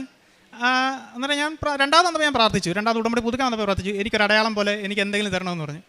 എനിക്ക് അന്ന് കണക്ക് ഞാൻ ഇവിടെ നിന്നപ്പം ആ പാത്രം തന്നിട്ട് പറഞ്ഞു എടുക്കാൻ പറഞ്ഞു. എടുത്തപ്പോൾ എനിക്ക് തിരിയാണ് കിട്ടിയത്. അന്നേരം സത്യം നല്ല സന്തോഷം ഉണ്ടായിരുന്നു. അന്നേരം ഒരു അടയാളം തന്നല്ലോ എന്നൊരു തിരി. അങ്ങനെ ഈ 10-ാം തീയതി എൻ്റെ ടിക്കറ്റാണ്, ഇസ്രായേലിലോട്ട് പോകുന്നതിൻ്റെ എല്ലാ വർക്കുകളും ശരിയായി. ഇതിനിടയ്ക്ക് ചെയ്യുന്നത് പറഞ്ഞു കഴിഞ്ഞാൽ ഞാനൊരു ഡയാലിസിസ് പേഷ്യൻറ്റിനെ ഓട്ടം കൊണ്ടുപോകുന്നത്. കാരണം ഞാൻ വേറെ ജോലിയൊന്നുമില്ല, ഇതിന് പോകേണ്ട വഴിക്ക് വേറെ ജോലിക്കൊന്നും ആയില്ല. അന്നേരം അവരെ കൊണ്ടുപോകും, അവർ പൈസ തരും. അന്നേരം ആ പൈസ ഈ നമുക്ക് പിടിച്ച് നിൽക്കാൻ വേണ്ടി മാത്രമുള്ളൊരു വരുമാനമായിട്ടേ കണ്ടോളായിരുന്നു. അന്നേരം ഞാൻ നമ്മുടെ അടുത്ത് ഈ ഹോസ്പിറ്റലായതുകൊണ്ട് അറിയാവുന്നവർ ചോദിക്കുമ്പോൾ എന്തെങ്കിലും കൈയിരിക്കുന്നതനുസരിച്ച് കൊടുക്കും, ഓവറായിട്ടൊന്നും കാണത്തില്ല. നമ്മളെന്താണെന്ന് വെച്ചാൽ നമ്മളെ കൊണ്ട് പറ്റുന്നത് അവർക്ക് കൊടുത്തിട്ടുണ്ട്. അത് കണക്ക് തന്നെ കിട്ടുന്ന ശമ്പളം പോലെ കിട്ടുന്ന പൈസക്കകത്തുനിന്ന് പള്ളിയിൽ ഒരു ശതമാനം കൊടുക്കണം എന്നൊരു പറച്ചിൽ എൻ്റെ അപ്പൻ ഞങ്ങളുടെ അമ്മ പറഞ്ഞ് കേട്ടിട്ടുണ്ട്. ഒരു നമ്മുടെ വരുമാനത്തിൻ്റെ ഇത്ര ശതമാനം പള്ളിക്ക് നൽകണം, അല്ലെങ്കിൽ ആ ദൈവത്തിന് കൊടുക്കണം, അതുള്ളതാണ് എന്ന് പറഞ്ഞ് ഞാനത്, പക്ഷെ ആരും കാണുമെന്ന് ഞാൻ കൊടുത്തിട്ടില്ല. ഞാൻ അല്ലാതെ തന്നെ ഈ നേർച്ചിടുമ്പോഴോ കഴിച്ചിടുമ്പോഴോ സ്വസ്ത്ര കഴിച്ച് അങ്ങനെ ആട്ടാക്കി ഞാനും കിടത്തോളൂ. എന്ന് പറഞ്ഞാൽ എനിക്ക് പേരാട്ട് പറഞ്ഞ് കൊടുക്കുന്ന ഒരു സ്ഥലത്തും താല്പര്യമില്ല. അതുകൊണ്ട് ഞാൻ എന്ത് കൊടുക്കുമെന്നൊന്നും ആർക്കും അറിയാനും വെറുതെ ചിലപ്പം ആരും അറിയത്തുമില്ല. പക്ഷേ അതിൻ്റെയൊക്കെ ഒരു അനുഗ്രഹം എൻ്റെ ജീവിതത്തിൽ എനിക്ക് വന്നിട്ടുണ്ട്. എനിക്ക് ഭയങ്കരമായ ദേഷ്യം പെട്ടെന്ന് വരുമായിരുന്നു. ഞാൻ കാശുരൂപം ഇട്ട് പ്രാർത്ഥിക്കാൻ പറഞ്ഞ് എൻ്റെ ദേഷ്യത്തിനെ ഒന്ന് കൺട്രോൾ ചെയ്യാൻ എനിക്ക് പറ്റണം. ഞാൻ ആരോടും ഇഷ്ടപ്പെട്ടില്ലെങ്കിൽ ദേഷ്യപ്പെട്ട് സംസാരിക്കും. ഇപ്പോഴും പൂർണ്ണമായി മാറിയെന്ന് എനിക്ക് വിശ്വാസമില്ല. എന്നാലും പഴയതിനെക്കാട്ടി എൻ്റെ ജീവിതത്തിൽ അതിനൊരു മാറ്റമുണ്ട്. അതെല്ലാം അമ്മ പ്രാർത്ഥനയും ഈ വിശ്വാസത്തിൻ്റെയും ഒരു അനുഗ്രഹമായിട്ട് ഞാൻ കാണുന്നു. ഞാൻ തുടക്കം പറഞ്ഞ പോലെ തന്നെ എൻ്റെ കഴിവ് കൊണ്ട് ഞാൻ ശ്രമിച്ചിടത്തൊന്നും കിട്ടിയിട്ടില്ല. ഇത് എനിക്ക് കിട്ടിയത് അമ്മയുടെ അനുഗ്രഹം കൊണ്ട് തന്നെ. പറഞ്ഞാൽ എൻ്റെ കഴിവിൻ്റെ പുറത്ത് ഞാൻ 2 വർഷം ശ്രമിച്ചിട്ടും എനിക്കൊന്നും കിട്ടിയില്ല. 2 വട്ടം ലിസ്റ്റിൽ വന്ന് ജോലി കിട്ടിയില്ല. 1 വട്ടം വെച്ച് വിസ റിജക്ഷൻ, 1 വട്ടം പൈസ ഏജൻറ്റ് പറ്റിച്ച്, ഇത്രയും നഷ്ടം വന്നു. അവസാനമാണ് വിശ്വാസത്തിൽ ചെയ്ത ഇതിൽ എനിക്ക് എൻ്റെ ഒരു കഴിവും ഇതിനകത്ത് എനിക്ക് നടന്നിട്ടില്ല. അമ്മയുടെ അനുഗ്രഹം കൊണ്ട് തന്നെ അമ്മയ്ക്കും ഈശോയ്ക്കും ഞാൻ ഇതിന് നന്ദി പറയുന്നു. 1 പത്രോസ് 1:7 അഗ്നിശോധനയെ അതിജീവിക്കുന്ന നശ്വരമായ സ്വർണത്തേക്കാൾ വിലയേറിയതായിരിക്കും പരീക്ഷകളെ അതിജീവിക്കുന്ന നിങ്ങളുടെ വിശ്വാസം. അത് യേശുക്രിസ്തുവിൻ്റെ പ്രത്യാഗമനത്തിൽ സ്തുതിക്കും മഹത്വത്തിനും ബഹുമാനത്തിനും ഹേതുവായിരിക്കും. ജോമിൻ ജോയി എന്ന ഈ മകൻ്റെ ശക്തമായ ഉടമ്പടി ജീവിതാനുഭവ സാക്ഷ്യമാണ് നാം ഇപ്പോൾ കേട്ടത്. മകൻ പറയുന്നത് പോലെ തൻ്റെ കഴിവിലല്ല, ദൈവകൃപയിൽ മകന് വിദേശത്തേക്ക് പോകുവാനുള്ള വിസ ലഭിച്ചതിന് നന്ദി പറയുകയാണ്. മകൻ കടന്നുപോയ പരീക്ഷണങ്ങളെ, അനുഭവിച്ച കഷ്ടതകളെ ഇതിനോട് ചേർത്ത് മകൻ പറയുന്നുണ്ട്. 2 വർഷത്തോളം പലതവണ പുറത്തു പോകുവാൻ പരിശ്രമിച്ചു, ജോലിക്ക് വേണ്ടി പരിശ്രമിച്ചു, പരാജയപ്പെട്ടു, പണം നഷ്ടപ്പെട്ടു, ഒന്നും ചെയ്യാനാവാത്തത് കൊണ്ട് മറ്റുള്ളവരുടെ മുമ്പിൽ അപഹാസ്യനായി, അങ്ങനെ അനുഭവിച്ച് പോകുമ്പോൾ മകൻ പറയുന്നുണ്ട്, ഉടമ്പടി പ്രകാരം ആദ്യത്തെ ഉടമ്പടി എടുക്കുമ്പോൾ വലിയ കാര്യമൊന്നും മനസ്സിലായില്ല. സ്വാഭാവികമാണ്. നമ്മുടെ ജീവിതാവശ്യം മാത്രമായിരിക്കും നമ്മുടെ കണ്ണിലും നമ്മുടെ ഹൃദയത്തിലുമുള്ളത്. അത് നടക്കണമെന്ന് മാത്രമായിരിക്കും നാം പറഞ്ഞുകൊണ്ടിരിക്കുന്നത്. ഉടമ്പടി എന്താണെന്നോ, ഉടമ്പടി ജീവിതം എന്താണെന്നോ അവിടെ നമ്മോട് പറയുന്നത് അത്ര കണ്ട് നമ്മുടെ ഉള്ളിലേക്ക് പ്രവേശിക്കില്ല. അല്ലെങ്കിൽ ഉടമ്പടി ജീവിതം ആഗ്രഹിച്ചു വരുന്ന മക്കൾക്ക് മാത്രമാണ് ഉടമ്പടി ജീവിതം എന്തെന്ന് മനസ്സിലായി തുടങ്ങുക. ആദ്യത്തെ ക്ലാസ്സിന് ശേഷം ഉടമ്പടി ധ്യാനം ജോസഫ് അച്ഛനത് കൂടുമ്പോൾ, പഴയ ഉടമ്പടി ധ്യാനങ്ങൾ കൂടുമ്പോഴാണ് പതിയെ നമ്മൾ ഉടമ്പടി ജീവിതം മനസ്സിലാക്കി തുടങ്ങുന്നത്. സ്വാഭാവികമായും ഉടമ്പടി പുതുക്കുമ്പോൾ എന്താണ് ഉടമ്പടി എന്നും ആദ്യത്തെ ഉടമ്പടിയിലെ പോരായ്മ എന്താണെന്നും എങ്ങനെ ഉടമ്പടി നന്നായി ജീവിക്കണമെന്നും നമുക്ക് ഓർമ്മ കിട്ടും. അതാണ് മകൻ പറയുന്നത്. ഉടമ്പടി പുതുക്കിയപ്പോഴാണ് ഉടമ്പടിയെക്കുറിച്ച് എനിക്ക് മനസ്സിലായത്, ജീവിച്ചു തുടങ്ങിയത്. അതുപോലെ തന്നെ മകൻ ജീവിച്ചു തുടങ്ങുകയും ചെയ്തു. ജീവിച്ചു തുടങ്ങിയപ്പോൾ തന്നെ ലഭിച്ച അനുഗ്രഹങ്ങളെ സാക്ഷ്യപ്പെടുത്തുകയാണ്. മകൻ പറയുന്നുണ്ട്, അവിചാരിതമായുണ്ടായൊരു അപകടം വലിയ അപകടമെന്ന് കണ്ടു നിൽക്കുന്നവർ പറയുമ്പോൾ പോറൽ പോലും ഏൽക്കാതെ, പരിക്ക് വലുതായൊന്നും ഉണ്ടാവാതെ അമ്മ മാതാവ് പൂർണ്ണമായി മകനെ സംരക്ഷിച്ചു. പല ആവർത്തി മകൻ എടുത്തു പറഞ്ഞു, ഉടമ്പടി എടുത്തന്ന് മുതൽ ഈ നിമിഷം വരെയും ഉടമ്പടി കാശുരൂപം എൻ്റെ ശരീരത്തിൽ നിന്ന് ഞാൻ മാറ്റിയിട്ടില്ല. എപ്പോഴും അത് എന്നോടൊപ്പം എൻ്റെ ഒരു സംരക്ഷണ കവചമായി സൂക്ഷിച്ചുകൊണ്ട് മാത്രമേ ഞാൻ ജീവിച്ചിട്ടുള്ളൂ. അതുകൊണ്ട് ഈ അപകടം പറ്റുമ്പോഴും എനിക്ക് അമ്മ മാതാവിൻ്റെ സംരക്ഷണ കവചമായി ഈ കാശുരൂപം കൂടെ ഉണ്ടായിരുന്നു. എല്ലാവരും വലിയ അപകടമാണെന്നും ജീവൻ തന്നെ രക്ഷപ്പെട്ടത് ഭാഗ്യമെന്നും തലയ്ക്ക് പരിക്കുണ്ടോ എന്നും ഒക്കെ ചോദിക്കുമ്പോൾ കയ്യിൽ മാത്രം ചെറിയ മുറിവുമായി മകൻ എഴുന്നേറ്റ് വന്ന് കുഴപ്പമില്ല എന്ന് പറയുന്നു. ആ സംരക്ഷണത്തിന് ഒരു കാര്യമുണ്ടെന്ന് അടുത്ത ദിവസം മകൻ മനസ്സിലാക്കുന്നു. 2-ാം തീയതി അപകടം, 10-ാം തീയതി ബോംബെയിൽ മകന് ആദ്യത്തെ മെഡിക്കൽ ഫിറ്റ്നസ്സിന് ചെല്ലാൻ പറയുന്നു. മകനത് പറയുന്നുണ്ട്, അപകടം വലുതായിരുന്നെങ്കിൽ ഇത്ര നാൾ കാത്തിരുന്നതും അതിൻ്റെ അരികു വരെ എത്തിയതും എനിക്ക് എന്നേക്കുമായി നഷ്ടപ്പെടുമായിരുന്നു. അതാണ് 1-ാമത്തെ സംരക്ഷണം. 2-ാമത് മെഡിക്കൽ ഫിറ്റ്നസ് ചെല്ലുമ്പോൾ അവിടെ ചെന്ന് കയറുമ്പോൾ വല്ലാതെ BP ഒക്കെ വ്യത്യാസപ്പെട്ട് കിടക്കുന്നു. അത് മെഡിക്കൽ ഫിറ്റെന്ന് പറയുവാനാവാത്ത വിധം ശാരീരിക അവസ്ഥകൾ മാറിയിരിക്കുന്നു. പ്രത്യേകിച്ച് രോഗമൊന്നും ഉണ്ടായിരുന്നതല്ല. മകൻ പറയുന്നുണ്ട്, പക്ഷേ അവർ അവനോട് കരുണ കാണിച്ചു. അവർ അവനോട് കരുണ കാണിച്ചു. സന്ധ്യ വരെയും ഓരോരോ കാര്യങ്ങൾ ഇങ്ങനെ പരിശോധിച്ച് അവസാനം ഒരിക്കൽ കൂടി BP ഡീറ്റെയിൽഡ് ചെക്ക് ചെയ്തിട്ട് കുഴപ്പമില്ല, മെഡിക്കലി ഫിറ്റെന്ന് അവന് സർട്ടിഫിക്കറ്റ് കൊടുത്തു. രണ്ടാമത്തെ പരീക്ഷണം. മൂന്നാമത്തത് അടുത്ത കുറച്ച് ദിവസം കഴിയുമ്പോൾ അവിടെ സർട്ടിഫിക്കറ്റ് വെരിഫിക്കേഷനാണ്. അതിനുവേണ്ടിയും മകൻ തയ്യാറെടുത്ത് എല്ലാം കയ്യിലുണ്ട്, സുരക്ഷിതമാണ് എന്ന് കരുതി മറ്റുള്ളവരുടെ പേപ്പറുകളൊക്കെ ശരിയാണോ എന്ന് പരിശോധിച്ച് തൻ്റെ ബാഗുമായി അവിടെ മെഡിക്കൽ വെരിഫിക്കേഷന് വേണ്ടി ചെല്ലുമ്പോഴാണ് അറിയുന്നത് തൻ്റെ ഫയൽ തൻ്റെ കയ്യിലില്ല. സമയം അധികമില്ല, തന്നിരിക്കുന്ന സമയം അടുത്തെത്തി. എവിടെ പോയെന്നറിയില്ല, ആരുടെ കയ്യിലെന്നറിയില്ല. ആകെ പരിഭ്രമത്തിൻ്റെ മാത്രം നിമിഷങ്ങൾ.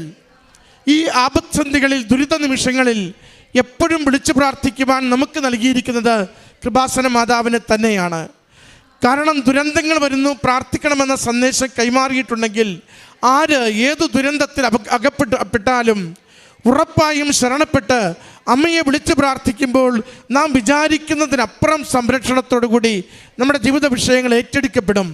കാരണം അവൻ്റെ ജീവിതം വിശ്വസ്തമാണ്, അവൻ്റെ വിശ്വാസം കറയില്ലാത്തതാണ്. അവൻ അമ്മ മാതാവിനെ പ്രാർത്ഥിച്ചുകൊണ്ട് തന്നെയാണ് ഈ പ്രോസസ്സ് മുഴുവനും നടത്തിക്കൊണ്ടിരിക്കുന്നത്. അമ്മയെ വിളിച്ച് പ്രാർത്ഥിച്ച് തിരികെ ഓടുമ്പോൾ കൂട്ടുകാരൻ്റെ കയ്യിൽ നിന്നും ഫയൽ കിട്ടുന്നു. തിരിച്ചെത്തുമ്പോൾ വിയർത്ത് കുളിച്ച് ഒരു ഇൻ്റർവ്യൂവിന് പങ്കെടുക്കുവാനാവാത്ത വിധം തൻ്റെ അപ്പിയറൻസ് മുഴുവനും ആകെ അലങ്കോലമായിരിക്കുന്നു. മകൻ പറയുന്നുണ്ട്, എന്ത് പറയണമെന്ന് പോലും അറിയാതെ ഞാനിവിടെ നിന്നുവെന്ന്. തക്ക സമയത്ത് പറയേണ്ടതെന്തെന്ന് ദൈവത്തിൻ്റെ പരിശുദ്ധാത്മാവ് നമുക്ക് ദൈവഹിതപ്രകാരം ജീവിക്കുന്നവർക്ക് വചനം കൊണ്ട് സഹായിക്കുമെന്ന് നമ്മളെ ബോധ്യപ്പെടുത്തുന്നുണ്ട്. അതാണ് മകൻ പറയുന്നത്.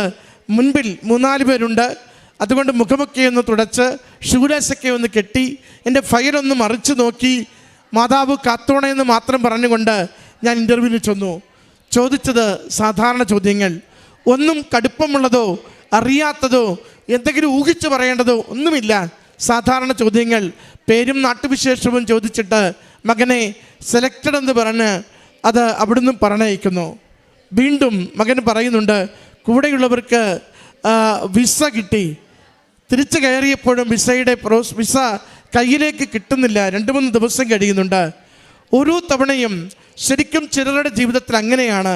നിരന്തരം ക്രൈസിസ് ആയിരിക്കും, നിരന്തരം ക്രൈസിസ്. നമ്മുടെ ജീവിക്കുന്നതൊക്കെയും വൃത്തിയായിട്ടാണ്. മകൻ പറഞ്ഞു, ഒരു കുറവില്ലാതെയാണ് ഞാൻ ഉടമ്പടി ജീവിച്ചുകൊണ്ടിരുന്നത്. ഉടമ്പടി എന്താണെന്ന് മനസ്സിലായപ്പോൾ മുതൽ ഒരു കുറവില്ലാതെ ഞാൻ ജീവിച്ചു. പക്ഷെ എനിക്ക് സഹന തീച്ചൂളയിലൂടെയാണ് ജീവിതം പോയിക്കൊണ്ടിരുന്നത്. എന്നെ തന്നെ നിലവിട്ടു പോകുന്ന വിധത്തിൽ ആകുലതകളുടെ വേലിയേറ്റത്തിലാണ് എൻ്റെ ജീവിതം നിന്ന് തിളച്ചുകൊണ്ടിരുന്നത്.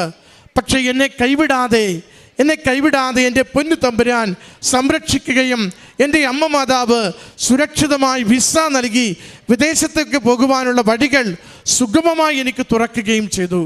ഉടമ്പടിയിലായിരിക്കുന്ന നമുക്ക് ഇടക്കാലത്ത് വരുന്ന സഹനങ്ങളിൽ പതറിപ്പോവുകയോ നിരാശപ്പെടുകയോ ചെയ്യരുത്. നമ്മുടെ വിശ്വാസത്തെ ഉരച്ചു നോക്കുകയാണ്. നിന്നെ ജോബിനെ പോലെ നിൻ്റെ വിശ്വാസം ധൈര്യമുള്ളതാണോ? അത് എല്ലാം നഷ്ടപ്പെട്ടാലും ദൈവത്തോടുള്ള വിശ്വസ്തതയിൽ അചഞ്ചലമായി നിൽക്കുന്നൊരു വിശ്വാസം നീ ഉടമ്പടി പ്രകാരം സ്വീകരിച്ചിട്ടുണ്ടോ? ഇത് പരിശോധിക്കുന്ന നിമിഷങ്ങൾ നമ്മുടെ ജീവിതത്തിൽ നിശ്ചയമായും ഉണ്ടാവും. നമ്മൾ പതറിപ്പോവാതെ പൂർണ്ണമായും ദൈവകരങ്ങളിലേക്ക് ജീവിതം കൊടുത്ത് ഏതൊരു സകലത്തീച്ചുളയിലും എൻ്റെ ദൈവം എനിക്ക് മതിയായവൻ, എൻ്റെ അമ്മയുടെ കരം പിടിച്ചിട്ടുള്ളത് കൊണ്ട് ഞാൻ ഒരിക്കലും കുഴിയിൽ വീണു പോവില്ല, ആഴ്ന്നു പോവില്ല, തിരമാല എന്നെ മൂടിക്കളയില്ല, എനിക്കുള്ള നന്മ എൻ്റെ സമയത്തിൻ്റെ പൂർണ്ണതയിൽ എൻ്റെ കരങ്ങളിലേക്ക് എൻ്റെ അമ്മ തിരുക്കുമാരിൽ നിന്ന് നേടിത്തരുമെന്ന് നമ്മൾ അടിയുറച്ച് വിശ്വസിച്ചോ അത് അനുഗ്രഹമായി അനുഭവിക്കുവാൻ പറ്റും. അതിൻ്റെ സന്തോഷം, അതിൻ്റെ സാക്ഷ്യമാണ് ഈ മകൻ ഈ എൽത്താരയിൽ പങ്കുവച്ചത്. ഈ സഹന തീച്ചൂളയുടെ യാത്രയിൽ മകനെ പരിപാലിക്കുകയും അനുഗ്രഹം നൽകി കൂടുതൽ മേൽഗതിയിലേക്ക് മകനെ നയിക്കുകയും ചെയ്തതിന് അമ്മ മാതാവിനും തിരുക്കുമാരനും നന്ദി പറഞ്ഞുകൊണ്ട് കരങ്ങളടിച്ച് ഈ സാക്ഷ്യം നമുക്ക് സമർപ്പിക്കാം.